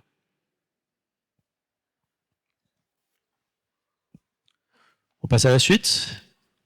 Partie traitement. Et donc, bon, j'espère qu'on a plein de fiches et que on pourra les mettre sur la plateforme. Merci à vous d'avoir joué le jeu. Et bon, je sais que c'est toujours frustrant de ne pas avoir pu poser sa question, mais on est quand même un peu tenu par le temps. Donc la suite, je disais, on réduit de 16% à minima. On arrive à un gisement de déchets résiduels dont il faut bien faire quelque chose. Tout à l'heure, je vous disais 2034, on n'a plus d'unité. Donc, qu'est-ce qu'on fera du reste? Qu'est-ce qu'on fait déjà du reste d'ici là? Première des choses, ce que nous impose la réglementation. La réglementation, elle a fait ce qu'on appelle une hiérarchie des modes de traitement. Vous avez ici la pyramide inversée. La première des choses à faire, c'est ce qu'on a mis dans le programme de prévention, c'est de la prévention. On évite les déchets. Prévention et réemploi. C'est déchets évités contre non-déchets, enfin faire durer pour que le déchet soit là le plus tard possible. Donc ces deux parties-là, c'est ce qu'on a mis, c'est les différentes actions du programme de prévention. Ensuite, on a les différents traitements. Vient en premier le recyclage, ensuite la valorisation énergétique et en tout dernier, ce qu'on appelle l'élimination. L'élimination, qu'est-ce que c'est? C'est l'enfouissement ou c'est l'incinération sans valorisation énergétique. Donc la loi, elle est très claire. Si on doit faire des nouvelles unités de traitement, si on doit traiter, c'est en tout dernier qu'on doit aller vers de l'enfouissement. Donc aujourd'hui, on essaie d'avoir toutes les actions en vert, en bleu, en jaune pour avoir le minimum à gérer dans la partie orange en valorisation énergétique et quasiment plus rien en élimination. Donc on a déjà un certain nombre d'actions qui sont menées à l'échelle de Tours Métropole. Je vais laisser Stéphane Auger, directeur en charge des déchets, pour donner quelques exemples. Ouais, donc effectivement, pour rentrer un peu plus dans les détails sur la pyramide inversée qui vient de vous être présentée. Donc sur la partie prévention, sensibilisation, alors vous avez entendu tout à l'heure la présentation en fait de Touraine Propre, donc le projet effectivement qui est général sur l'ensemble en fait des collectivités PCI adhérentes à Touraine Propre. Et en fait, ces actions vont être reprises en fait par ces collectivités et EPCI. Donc sur la partie prévention, sensibilisation, effectivement, on a un certain nombre, notamment d'éco-ambassadeurs, donc qui interviennent sur les territoires métropolitains, donc depuis longtemps. Ils sont là, ils interviennent et ils jouent justement la partition de cette prévention qui existe déjà. Donc effectivement, leur rôle, ça va être de sensibiliser les gens, de faire de l'éducation à l'environnement, de mener des actions, notamment sur les scolaires, sur le périscolaire. Donc on a régulièrement tous les ans des défis, donc avec des écoles qui s'inscrivent sur ces dispositifs, et ça marche plutôt bien depuis pas mal d'années. On a aussi un dispositif qui fonctionne bien, c'est la Trimobile. Donc je remercie notre collègue qui est présent ce soir, qui est là aussi en fait pour passer les bons messages. Donc la Trimobile, c'est un dispositif, un véhicule qui est présent notamment sur les marchés. Donc on a un planning qui est défini, qui peut évoluer éventuellement en fonction des besoins qui sont plus ou moins présents sur l'ensemble du territoire, mais globalement c'est quelque chose qui fonctionne bien, et c'est aussi une façon de toucher le public qui est toujours intéressé par ces sujets. Donc effectivement, le plan local de prévention des déchets ménagers, donc je le disais à l'instant, donc quelque chose qui va être repris, donc des actions qui vont être reprises par l'ensemble des collectivités EPCI, dont la métropole, et qui va justement participer à cette réduction de déchets.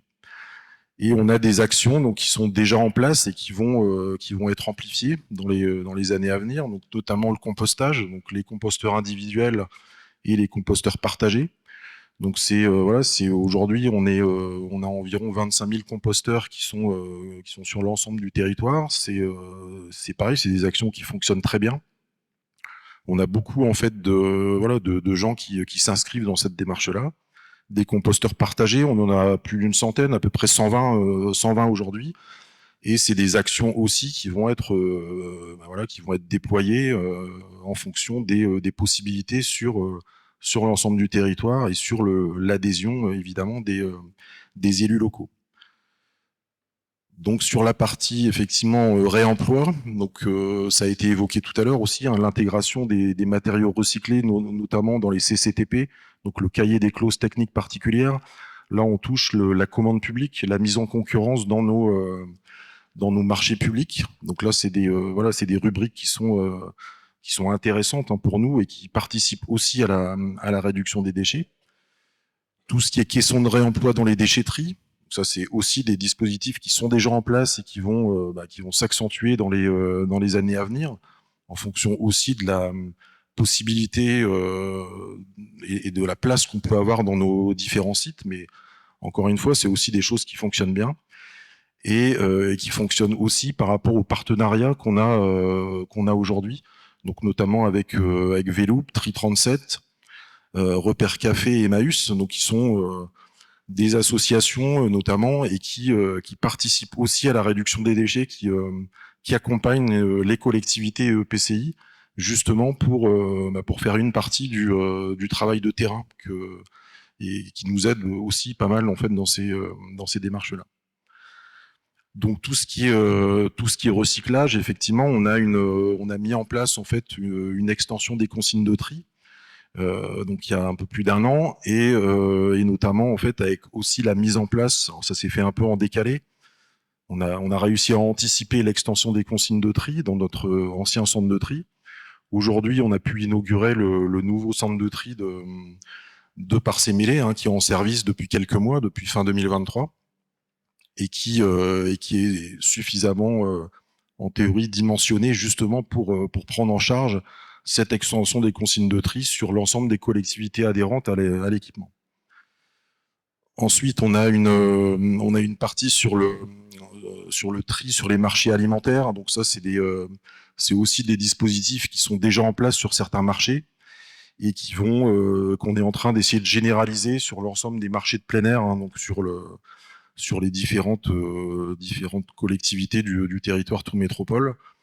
Et on a plutôt aussi des bons résultats. Donc ça participe aussi, au lieu d'avoir des déchets qui sont totalement en mélange, de pouvoir trier au mieux sur ces marchés. Donc là, il faut aussi l'adhésion des commerçants, avec également, nous, des actions au niveau notamment des éco-ambassadeurs, des collègues du service propreté urbaine qui sont là aussi pour essayer de faire respecter les choses.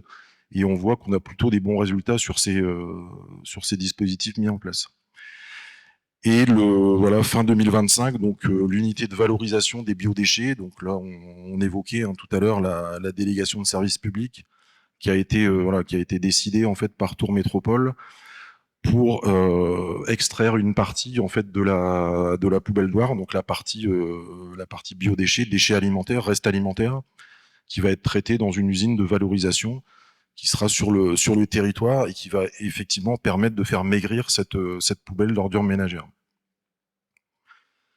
Et enfin la valorisation, donc là effectivement c'est le dernier, c'est l'avant-dernier étage avant l'élimination.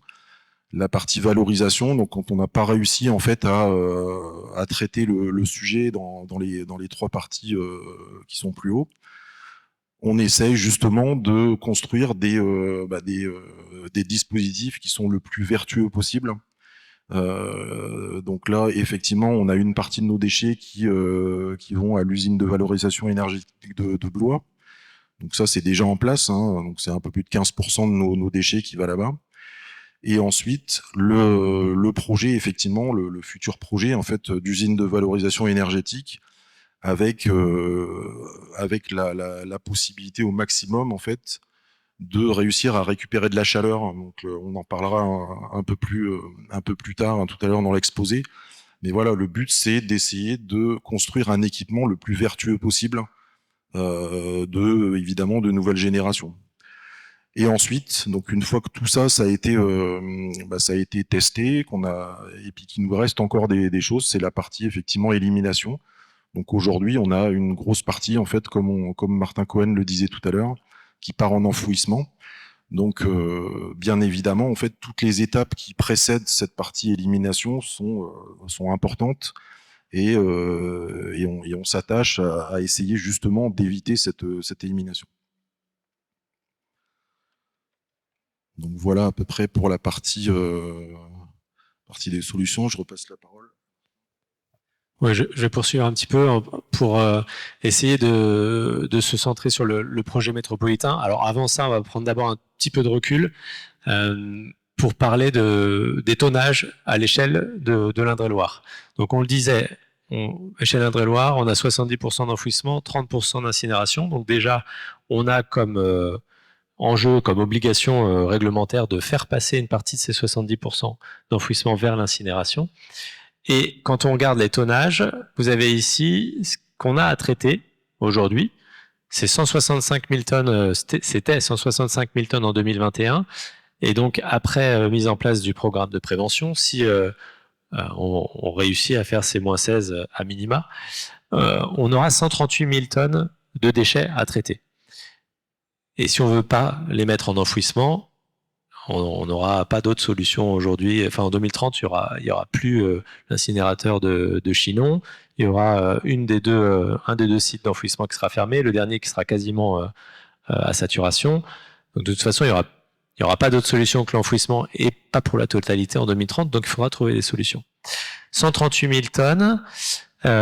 Donc, il y a cette obligation réglementaire, et en plus, on a une obligation fiscale, financière, puisque l'État taxe de façon beaucoup plus importante l'enfouissement par rapport à l'incinération. Ça s'accentue année après année. Vous voyez ici sur le petit graphique, c'était à peu près stable jusqu'en 2020, et depuis 2020, l'écart s'accroît entre la taxation, c'est sur la TGAP, la taxe générale sur les activités polluantes, entre enfouissement et incinération. On était à 18 contre 12 en 2020, et on sera l'année prochaine à 65 € la tonne contre 25 € la tonne, donc l'année prochaine. On est très fortement incité à aller vers de l'incinération avec valorisation énergétique, et donc à arrêter l'enfouissement. Et donc, il va falloir essayer de faire cela pour 138 000 tonnes en 2030. Donc, qu'est-ce qu'on vous propose aujourd'hui ? On vous propose une solution à 2 unités. Une unité sur Saint-Benoît-la-Forêt. Donc en fait, c'est un remplacement de l'unité de valorisation énergétique existante par une nouvelle unité. L'unité existante, et ça a été dit, elle arrive en bout de vie, il va falloir qu'elle soit remplacée si on veut continuer à traiter des déchets là-bas. Donc une première unité à Saint-Benoît pour 40 000 tonnes, et une deuxième unité, alors pour l'instant on a mis Tours Métropole, on parlera des sites juste après, pour 60 000 tonnes.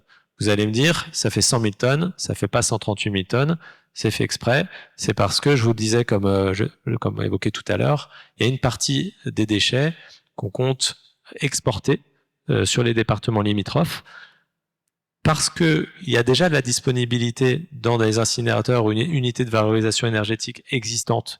Donc autant utiliser l'existant et essayer de réduire vraiment au minimum le dimensionnement des nouvelles unités. Et en plus, ça nous offre, comme je disais tout à l'heure aussi, ça nous offre des marges de manœuvre pour notre réduction. Si on continue à réduire nos déchets, on pourra moins exporter vers les départements limitrophes.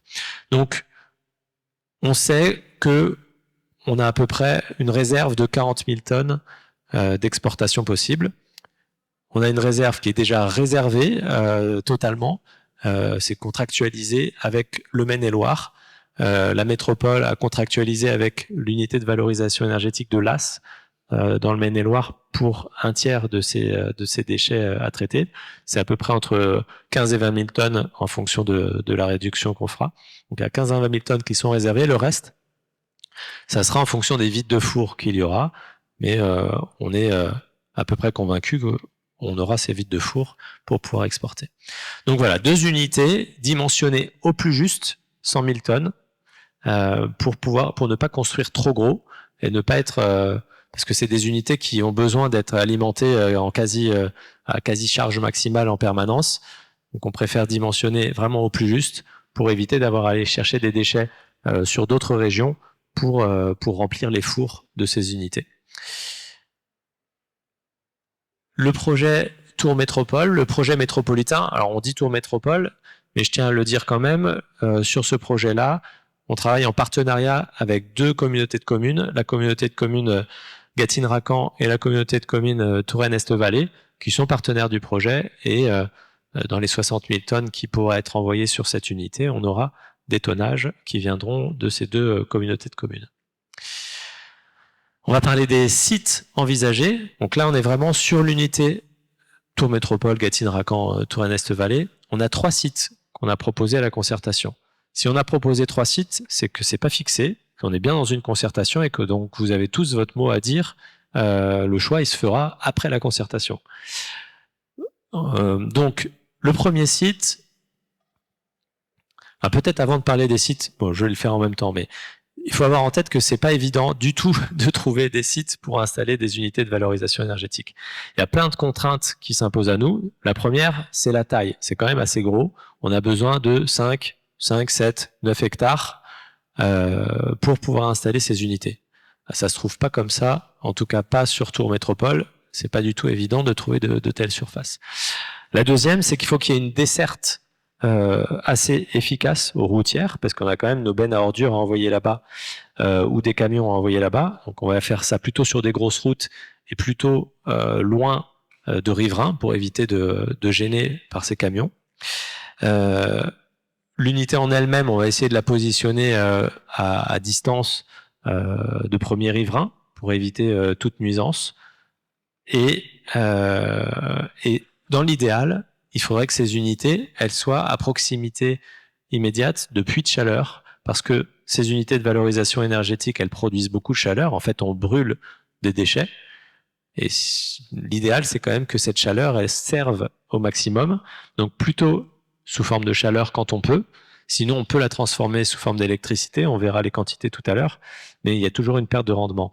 Donc dans l'idéal, on a cherché à se mettre à proximité de ces puits de chaleur. Donc voilà, les sites, premier site envisagé, la base aérienne au niveau de l'aéroport sur Tours.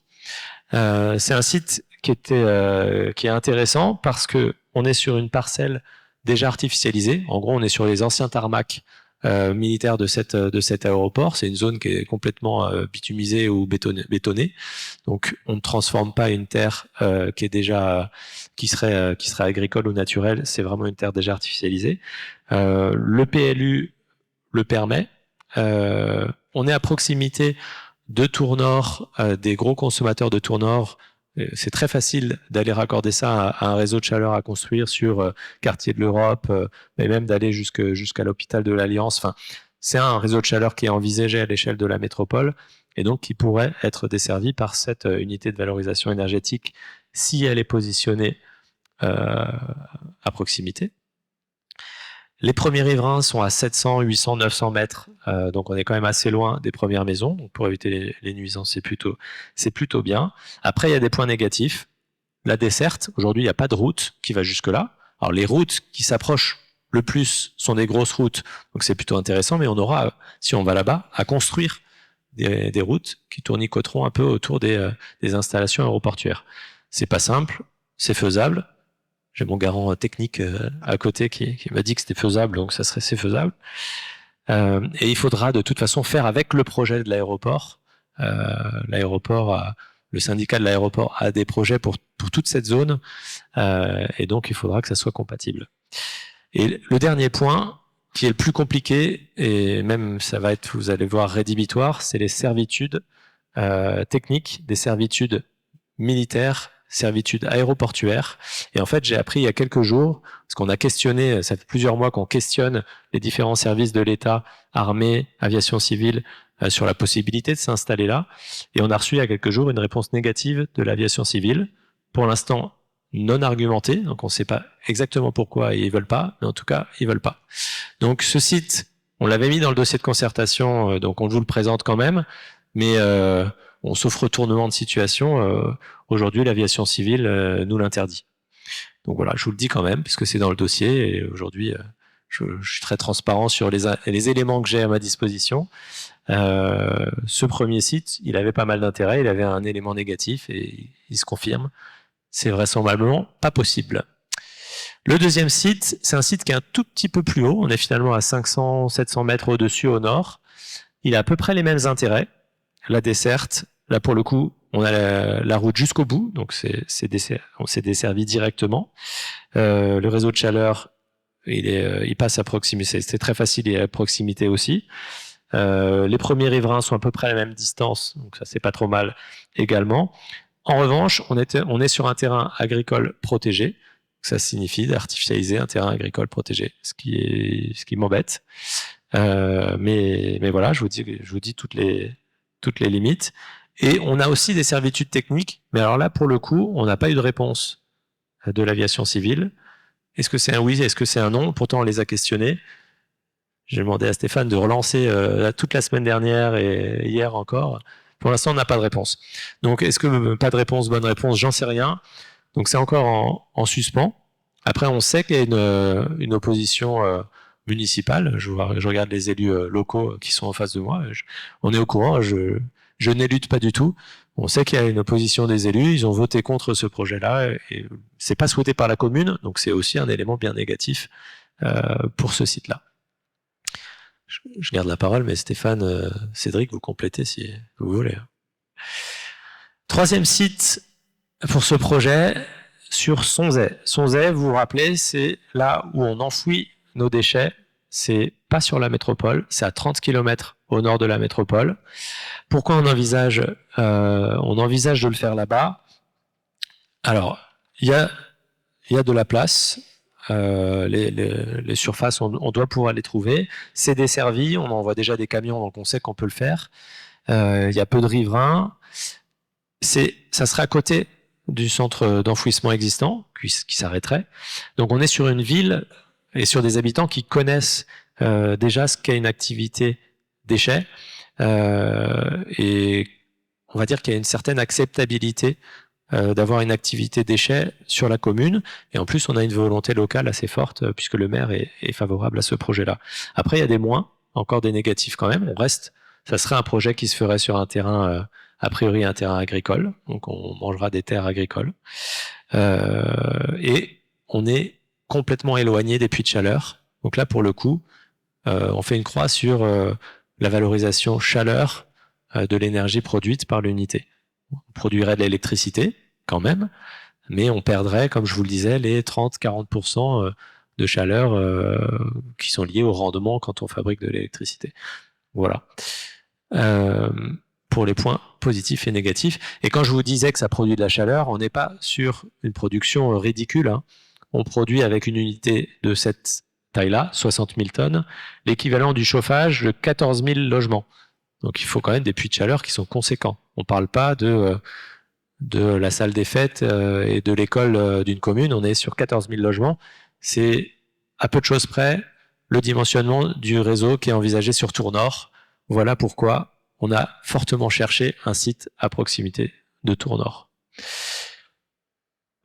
Juste un petit complément, ce qui permet aussi d'avoir en fait des coûts de la chaleur stables sur la durée de la concession, comparé à ce qu'on peut avoir aujourd'hui sur des réseaux de chaleur, avec notamment de la biomasse, un mix de gaz.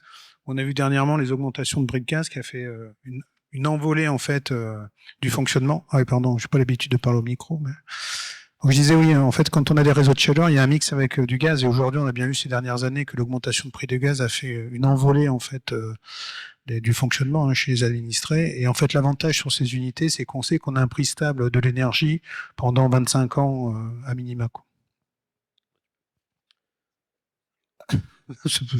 Peu importe. Oui, donc aujourd'hui, les nouvelles unités ont des qualités de traitement qui sont aussi normées et imposées hein, dans la réglementation et suivies par les DREAL.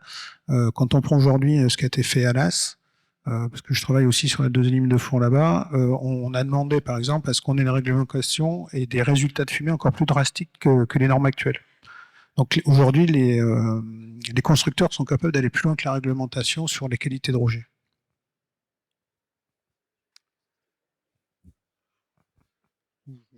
Bon, je peux continuer. Alors, lorsqu'on prend un peu ces démarches pour créer ce type d'unité, ça se fait pas en un an, hein, bien évidemment. Déjà parce qu'il faut avoir un terrain, à minima. Ensuite, il y a des études d'impact. Puis les consultations, ça prend à peu près 3-4 ans. On est quand même sur des montants d'UVE à peu près de 80 millions à 100 millions d'euros, hein, ce qui est pas quand même anecdotique. Donc, lorsqu'on lance de ce type de marché avec Martin, on en a lancé un sur un réseau de chaleur à Tortude d'environ 90 millions d'euros. Il y a à peu près 1 an de procédure avec plusieurs auditions, analyse des offres, etc. Réglementairement, il y a forcément une enquête publique. Et puis après, il faut compter à peu près 2 ans pour construire ce type d'unité. Donc, si on considère qu'avec un peu de chance, en 2025, j'ai les feux verts, à peu près, 2025, vous voyez bien qu'on est avec 2030, 2031, voire 32, quoi, en mise en service. Donc vous voyez, on est vraiment sur une concertation très en amont, mais pour pouvoir échanger avec vous avant de prendre les décisions et pour avoir ensuite le temps il y a 5-6 années derrière si on souhaite construire une unité. Donc c'était vraiment le moment d'en parler avec vous. Après, on sera lancé dans les études, ça ne veut pas dire qu'on ne pourra pas continuer à en discuter, mais il nous paraissait vraiment important d'échanger maintenant avant de lancer finalement les études sur les différentes unités de traitement. On passe aux questions sur cette partie-là. C'est ça, pardon. Alors, une première question, pendant que Clément relève toutes les questions qui viennent d'être notées ici. Première question qui était sur la plateforme de concertation. Quand on sait que pour 1 tonne de déchets brûlés, il ressort 300 kg de mâche-fer, alors faut-il continuer les pistes d'incinération? Existe-t-il d'autres solutions? Alors, je vais faire un premier élément de réponse. Peut-être, Stéphane, tu pourras compléter sur les mâches-fer. Mais déjà, sur les autres solutions de traitement, en fait, on n'a pas vraiment le choix. La réglementation ne nous laisse pas vraiment le choix sur les traitements possibles. Vous avez vu que dans la hiérarchie, l'enfouissement venait derrière l'unité de valorisation énergétique. Donc déjà, s'il faut construire une nouvelle installation, on ne nous laissera pas le choix entre les deux. Donc c'est forcément de la valorisation énergétique. Et après, il existe aujourd'hui pas d'autres techniques possible. Il y a eu un temps ce qu'on appelait les tri mécanobiologiques, mais c'est plus possible, c'est plus autorisé d'un point de vue réglementaire. Donc en fait, la seule solution de traitement autorisé que nous autoriserait l'État à construire, c'est la valorisation énergétique. Là-dessus, moi qui aime bien pouvoir proposer des alternatives, là j'en ai pas vraiment. Donc non, j'ai pas d'alternative aujourd'hui. On sait qu'il y a des recherches qui se font et on y est très attentif sur d'autres procédés, mais aujourd'hui c'est pas abouti et ça sera pas avant quelques années, voire décennies, j'en sais rien. Aujourd'hui, on ne peut pas lancer autre chose que de la valorisation énergétique et de la prévention finalement. C'est les deux solutions qui s'offrent à nous. Ouais, effectivement, juste pour compléter par rapport à l'utilisation de mâche-fer. Alors aujourd'hui, il y a une très grande quantité de mâche-fer qui est utilisable donc après certaines phases de préparation, de maturation. Mais globalement, il reste très très peu en fait de reliquats en fait qui est pas utilisable. Les mâche-fer aujourd'hui, alors c'est utilisé en technique routière et notamment donc ça remplace la grave, donc la grave, les sables, etc. Et c'est quelque chose que et notamment les entreprises par rapport à leur centre de recherche, leur bureau d'études, ça fait des décennies qui travaillent sur ce matériau qui est aujourd'hui normé et qui fonctionne plutôt bien. Donc effectivement, Martin Cohen l'a rappelé, en fait, il y a pas effectivement 50 solutions et l'argument de dire qu'aujourd'hui il y a une grande quantité en fait de résidus qui ne sont pas utilisables, elle n'est pas juste en fait. Aujourd'hui, il y a beaucoup le mâche-fer est très connu. On arrive à avoir après la maturation, après une préparation et une fois qu'on a enlevé tous les métaux à l'intérieur, on arrive à avoir quelque chose de stable qui peut être tout à fait utilisé à la place d'aller extraire en fait des matériaux dans les carrières ou d'aller prélever du sable dans les rivières. Donc c'est quelque chose qui marche plutôt aujourd'hui, qui marche plutôt bien. Et effectivement, pour compléter ce que Martin disait aujourd'hui, alors effectivement, il y a sans doute quelques expérimentations qui sont à l'étude aujourd'hui pour trouver d'autres solutions que les usines de valorisation énergétique.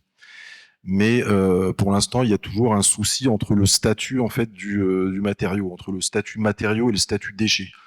Quand le résidu qui est utilisable, il a un statut de matériau comme les mâche-fer, il n'y a pas trop de soucis en fait à se poser. Par contre, quand il a encore un statut de déchet, il y a toujours la responsabilité du producteur de déchets qui est engagé. Et aujourd'hui, on ne peut pas garantir qu'il n'y ait pas des pollutions qui seraient développées en fait par l'utilisation d'un résidu qui serait encore sous le statut de déchet. Et là, pour le coup, c'est très compliqué. C'est le ministère en fait qui donne les autorisations de passer de l'un à l'autre. Et alors, on dit pas que dans l'avenir, dans les 10-20 ans, il n'y a pas des choses qui pourront se mettre en place sur ce type de dispositif, mais aujourd'hui, c'est pas encore mieux.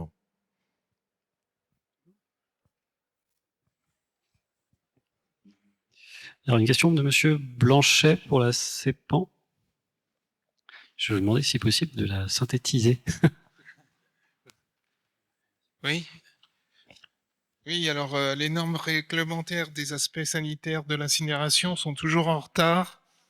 Alors, je dirais, les normes sanitaires sur les normes réglementaires sur les aspects sanitaires de l'incinération sont toujours en retard sur les réels enjeux de santé et de changement climatique. Les éléments de langage du lobbying des incinérateurs sont assez comparables à ceux liés aux pesticides. Ce que l'on a fait avant était dangereux, mais ceux d'aujourd'hui ne le sont plus. Comment le maître d'ouvrage peut-il garantir l'absence de nocivité de ce que l'on méconnaît, les effets cocktails, les PFAS, etc. Quant au réchauffement climatique, une tonne de CO2 génère l'envoi de plus de 900 kg de CO2. Une tonne de déchets incinérés génère l'envoi de plus de 900 kg de CO2 dans le ciel. Comment le maître d'ouvrage peut-il amener les sites futurs à être sans impact, c'est-à-dire zéro carbone? Je vais répondre pour une première partie, parce que c'est une conversation qu'on a eue en amont de la réunion avec Monsieur Blanchet. Alors, sur les valeurs des PFAS ou d'autres molécules qu'on compare aussi aux pesticides, le vrai sujet, c'est effectivement la réglementation est le minimum, mais rien n'empêche la maîtrise d'ouvrage de demander en fait d'aller au-delà de la réglementation. Donc ça doit être inscrit dans le cahier des charges, le cahier des préconisations techniques. Et donc, je vais donner un exemple. Si la réglementation en pesticides est 0,1, moi je peux demander 0,01. Voilà. Donc sur les PFAS, c'est des nouvelles molécules qui sont en train de sortir. Les premières mesures sont faites sur quelques sites en France, donc on attend aussi la confirmation des résultats. Mais je peux vous rassurer que la maîtrise d'ouvrage peut faire ce qu'elle veut dans un cahier des charges. Donc ça, c'est un premier point. Après, je vais peut-être te laisser répondre sur les CO2, là, parce que ça me... Oui, et puis même sur ces différents polluants, effectivement, on peut s'engager, nous, à aller bien au-delà de la réglementation, à aller rechercher ces nouveaux polluants, alors même qu'on n'y est pas obligé. Ça, moi, je vous le garantis qu'on fera ces demandes-là, et que on sera sur un contrôle direct. On délèguera pas ce contrôle-là. On sera sur un contrôle direct pour avoir une vue immédiate de ce qui peut se passer sur ces unités-là. L'objectif, c'est de construire quelque chose qui soit vraiment aux meilleures techniques du moment, avec les meilleurs moyens de contrôle du moment. Et voilà, moi, c'est ça que je peux vous garantir aujourd'hui. Après, pour ce qui est du CO2, le meilleur moyen d'éviter de l'émettre, en fait, c'est déjà qu'il remplace du chauffage au gaz. Donc c'est pour ça que moi je suis très attaché à cette valorisation énergétique. Si on arrive à utiliser cette chaleur pour remplacer un chauffage fossile, on est déjà sur quelque chose de plus intéressant que si on va produire de l'électricité et avec de la perte de chaleur, où là pour le coup on va être sur des grammes de CO2 beaucoup plus importants au global. Donc on va essayer de valoriser au mieux cette chaleur-là. Mais oui, après, on est d'accord. On brûle des déchets dont une bonne partie est carbonée, donc on va émettre du CO2. Après, je reviens à la question d'avant. C'est quoi les autres solutions? Si on revient à l'enfouissement, ça émet pas de CO2, ça émet du méthane. Le méthane, c'est 25-30 fois pire que chaque tonne de méthane est 25 fois plus forte en pouvoir de réchauffement global par rapport à du CO2. On le capte, mais on le capte pas du tout en totalité. Il y a des fuites et ça commence à être bien établi. Et donc au global, l'enfouissement, je suis pas sûr qu'il soit meilleur. Et de toute façon, j'ai pas le droit. Donc à un moment, on est quand même un peu contraint. Alors peut-être que c'est du lobbying mais je suis obligé d'être un peu pragmatique. Il nous faut trouver une solution. Le dimensionnement, on peut en discuter, mais il nous faut quand même trouver une solution. Et l'État, la loi, me donne qu'une seule solution. Donc, on va aller vers cette solution-là et on va essayer de réduire les émissions et de minimiser les risques et de les contrôler au mieux.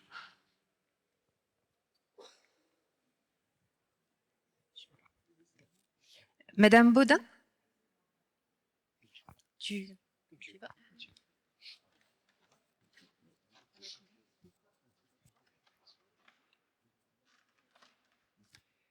Donc mon intervention porte sur le nombre d'UVE dans le territoire. Dans les documents qui sont mis à consultation et notamment dans le rapport de Sage Engineering, il est indiqué qu'une décision des EPCI a conduit à passer à un choix de 8 versions possibles, de 8 choix possibles en termes de traitement des déchets à deux UVE.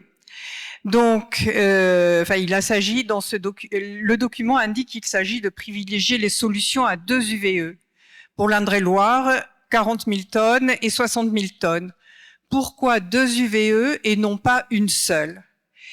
Est-ce que vous pouvez nous dire pour quelles raisons ces décisions ont été prises? Alors, encore une fois, c'est pas une décision, c'est une proposition. On est bien sur un moment, on est encore dans la concertation. Et je vais vous expliquer pourquoi cette proposition. Il y a cette idée de moins faire, de transporter au minimum les déchets, donc d'être vraiment sur un zonage géographique au plus proche. Donc on répartit finalement, en gros, sur la partie sud-ouest et la partie nord-ouest du département, pour qu'on soit à peu près tous à entre 0 et 25-30 km d'une unité. Ça, c'était la première des raisons. Et la deuxième, c'est la valorisation énergétique dont je parlais tout à l'heure. 60 000 tonnes sur la métropole, on sait valoriser énergétiquement si on est à proximité, comme je disais, de Tours Nord. 60 000 tonnes, ça se dégage en chaleur. 14 000 équivalents logements, c'est le dimensionnement d'un réseau de chaleur sur Tours Nord. Donc, aller au-delà, ça veut dire qu'on perdrait l'intérêt de cette valorisation énergétique. C'est pour ça qu'on n'est pas allé à plus de 60 000 tonnes sur la métropole. Et sur le Chinonais, 40 000 tonnes, c'est le reste de notre dimensionnement, si vous voulez. Et il y a déjà une partie qui est valorisée avec l'hôpital. Puis on pourra envisager aussi un réseau vers Chinon. Donc voilà, il y a à partir du moment où on valorise sous forme chaleur, il y a clairement un intérêt à avoir 2 unités. Je vous l'ai dit, dans une option Sonzay, 3e site, on ne pourra plus faire de la valorisation de chaleur, en tout cas pas autant. Donc là, la question, elle peut se reposer. Et on va se la reposer. On en a déjà discuté cet après-midi. Si finalement on va vers un site Sonzay, eh ben, on peut se demander est-ce qu'il faut faire 2 unités électriques ou 1 unité électrique. Peut-être que ça sera une. On en rediscutera, mais la concertation, elle est là aussi pour en discuter. Et vous pourrez remarquer que dans le dossier de concertation, ce sont des variantes qui sont proposées. Il y a notre projet, notre proposition, mais il y a des variantes aussi qui sont étudiées. Donc c'est pas figé.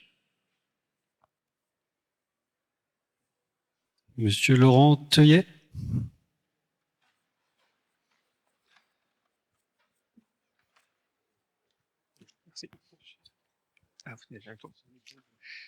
Ok, donc oui, j'ai noté dans la présentation, dans les différents sites, que sur le premier site, vous indiquiez une distance au premier riverain de 700 mètres. Celle du deuxième site, le site Chizet, c'était 600 mètres de mémoire.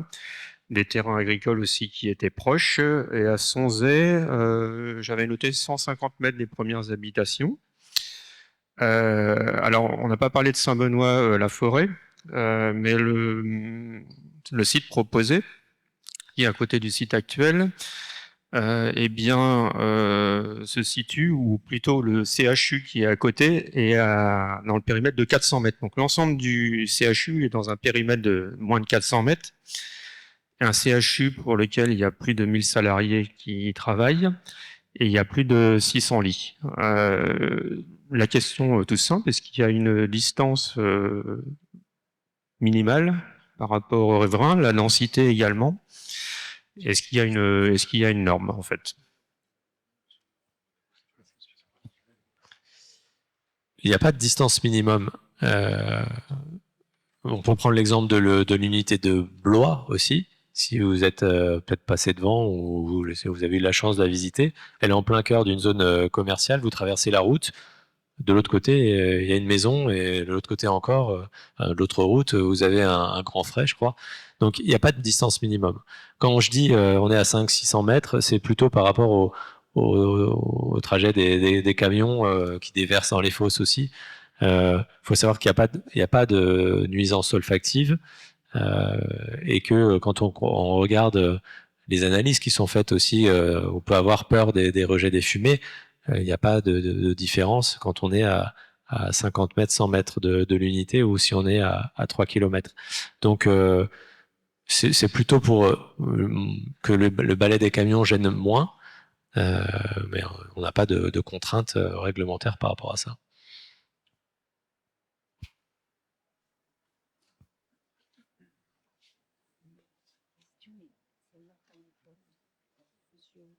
Monsieur Blanchet, à nouveau. Sur la deuxième question, s'il vous plaît. Sur le dimensionnement. Le dimensionnement des futurs incinérateurs semble être déjà arrêté sans se donner le temps d'étudier les impacts d'un effort de prévention significatif, ce qui n'a pas été et n'est pas aujourd'hui à la hauteur des enjeux relevés. Pourra-t-on étudier sérieusement et en toute transparence ces 2 points?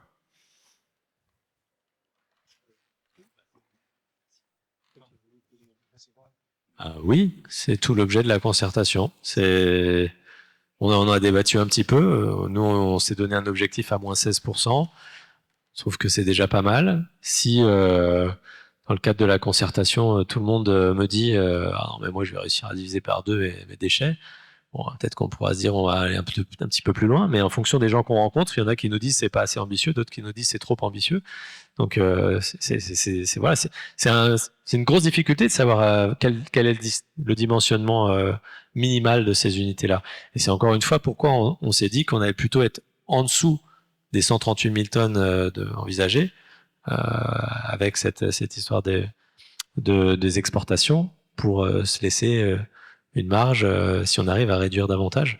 Mais on a tout intérêt à réduire davantage. Ça nous coûte, il n'y a pas de traitement derrière, mais il faut qu'on y arrive. Donc on se mobilise, on y met des moyens qui n'ont jamais été mis jusque-là. Voilà, vous dire à quand on va aboutir en 2030, moi je vous dis, objectif mini, moins 16%. Après, est-ce qu'on arrivera à faire un moins 18, moins 20, moins 40? Bon, ben, il faut en débattre. On a 2 mois pour en débattre et voir ensemble quelles sont les actions qui vous paraissent pertinentes, celles qui vous paraissent moins pertinentes, pas assez ambitieuses dans ce programme de prévention et qui pourraient modifier ce dimensionnement. Le dimensionnement, il n'est pas figé. Il est mis au débat aujourd'hui dans cette concertation. Comme tout le reste, aujourd'hui, on est sur une phase où on propose, où on expose nos réflexions et où on les met voilà, au débat sur la place publique. Si vous voulez. Et puis peut-être juste pour compléter, rappeler que dans le dossier de concertation, il y a justement une partie qui est dédiée aux différentes variantes qui sont proposées au projet. Donc c'est la page 80, où on rappelle qu'on a par exemple la variante 0. Qu'est-ce qui se passe si rien n'est fait, si on ne met pas en place ce programme de prévention et si on ne construit pas de nouvelles installations de traitement dans le département à moyen terme. La variante volontariste, la variante également autonomie à 2 UVE, ça fait écho à la question qui a été posée précédemment. Une autre variante autonomie à une UVE, donc une installation de valorisation énergétique, et enfin la variante CSR, les combustibles solides de récupération, qui a été écartée, et cela est argumenté dans le dossier de concertation. Donc c'est aussi tout l'objet de ce temps d'échange démocratique, c'est de discuter ces différentes variantes qui sont proposées dans le document et qui sont soumises aussi au débat à travers les tables rondes, le débat mobile et les réunions publiques comme ce soir. Une dernière question? Alors, je n'ai pas le nom de la personne. Je vais commencer à la poser. Je pense qu'elle se reconnaîtra. C'est à propos de Parcémélé, du projet d'incinération donc qui s'inscrit dans une démarche économique et écologique. La personne se reconnaît? Merci. Mais non, c'est que je ne le vois pas. Ah bah, excusez-moi, j'arrive pas à le dire. Bon, alors moi je me présente quand même, Brigitte Andrzejowski. Bon, alors je disais, le projet d'incinération s'inscrit dans une démarche économique et écologique.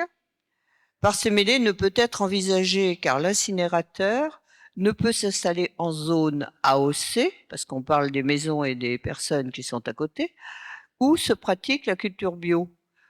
C'est d'où là le refus des élus. Mais on sait que ça dégage de la dioxine, il y a des filtres. On est d'accord?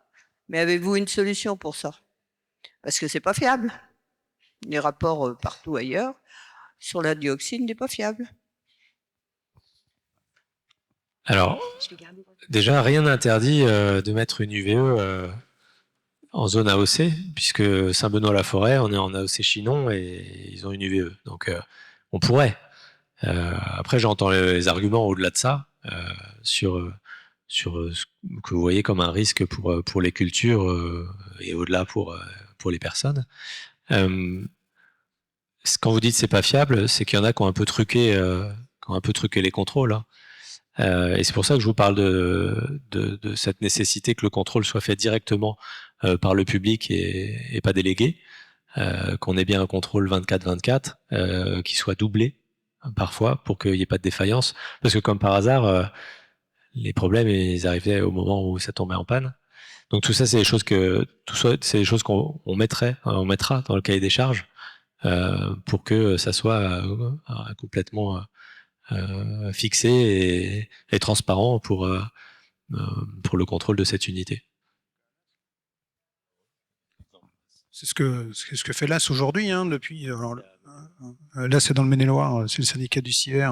Alors, alors j'ai pas toutes les données en tête par contre, mais elle doit avoir plus de 20 ans, je pense, la première ligne. Et ils ont mis en place des contrôles sur les lichens, le lait de vache, enfin voilà. Et donc ça, c'est un tiers public qui fait le contrôle. Et toutes les données sont mises à disposition du public, etc. Donc ils n'ont pas eu de problème particulier. Et d'ailleurs, Laurent Guéraud, qui est le directeur du CIVER, ça présente la table ronde de Neuilly-Pompierre le 6 juin, quelque chose comme ça, de mémoire, ou le 4 juin, excusez-moi, le 4 juin, je n'ai pas toutes les dates en tête. Mais vous pouvez aller le 4 juin, si vous êtes disponible, à la table ronde de Neuilly-Pompierre, l'interroger, il vous donnera les résultats de ce qu'il y a aujourd'hui sur le CIVER. Oui, on aura la table ronde, on aura 2 heures pour parler uniquement traitement, avec des experts des différents aspects de ce traitement. Donc on pourra compléter, si vous avez été un peu frustré par la durée de la réunion publique, on est obligé de faire un peu court. Mais voilà, donc il y a cette table ronde qui pourra compléter et il pourra complètement vous exposer comment c'est fait aujourd'hui, comment on fait en sorte d'avoir des contrôles transparents, fiables, sur la durée, 24 heures sur 24, pour que voilà, ça soit efficace.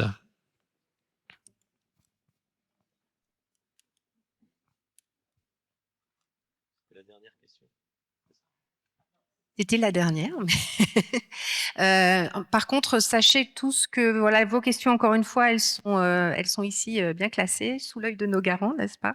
La plupart, en fait, se recoupaient dans celles qui ont été posées ce soir. Il y a après quelques questions un peu spécifiques, donc qui appellent des réponses peut-être un peu détaillées, qui sont moins l'objet peut-être d'une réunion publique, donc elles feront l'objet d'une réponse identifiée et personnalisée, dans la mesure où on arrive à lire le nom de la personne, donc ses coordonnées. Surtout, on vous propose là en sortant de nous laisser votre avis sur cette réunion, de nous laisser encore une fois des commentaires, des questions, des avis. Enfin voilà, l'objectif aujourd'hui et pour les 2 mois qui sont en cours, c'est vraiment de recueillir un maximum voilà, de questions de votre part, mais aussi encore une fois, tout simplement des idées, des avis qui pourraient. Il y en avait quelques-uns aussi quelques-unes dans les questions. Vous avez 2 tableaux en sortant qui vous permettront de contribuer aussi à ça. Et n'oubliez pas la plateforme de concertation qui permet de contribuer et de faire savoir, comme me dit Madame Chalopin, en effet à d'autres, puisque voilà, on est là concernés, sachons aussi mobiliser autour de nous pour que les échanges aient vraiment lieu. Voilà, je vous laisse conclure. Bon, je vais être très court parce que l'heure est dépassée. Merci à toutes et tous d'avoir été présents. Merci pour la qualité des échanges, des questions qui ont été posées. Et je le redis, vos contributions, elles nous sont utiles. Vous l'avez compris, on est sur une proposition qui est faite et qui ne demande qu'à être amendée en fonction de vos différentes contributions. Donc n'hésitez pas à donner votre avis sur la plateforme. N'hésitez pas à participer aux autres temps de la concertation. On a 2 mois pour parler des déchets, on a 2 mois pour parler de la prévention, pour parler des unités de traitement. Donc profitons-en. C'est pas si souvent que ça que on a du temps pour parler de ce sujet-là. Donc voilà, c'est vachement dur à dire ça. Vous pouvez vous en saisir. Et bonne soirée à toutes et tous. Merci.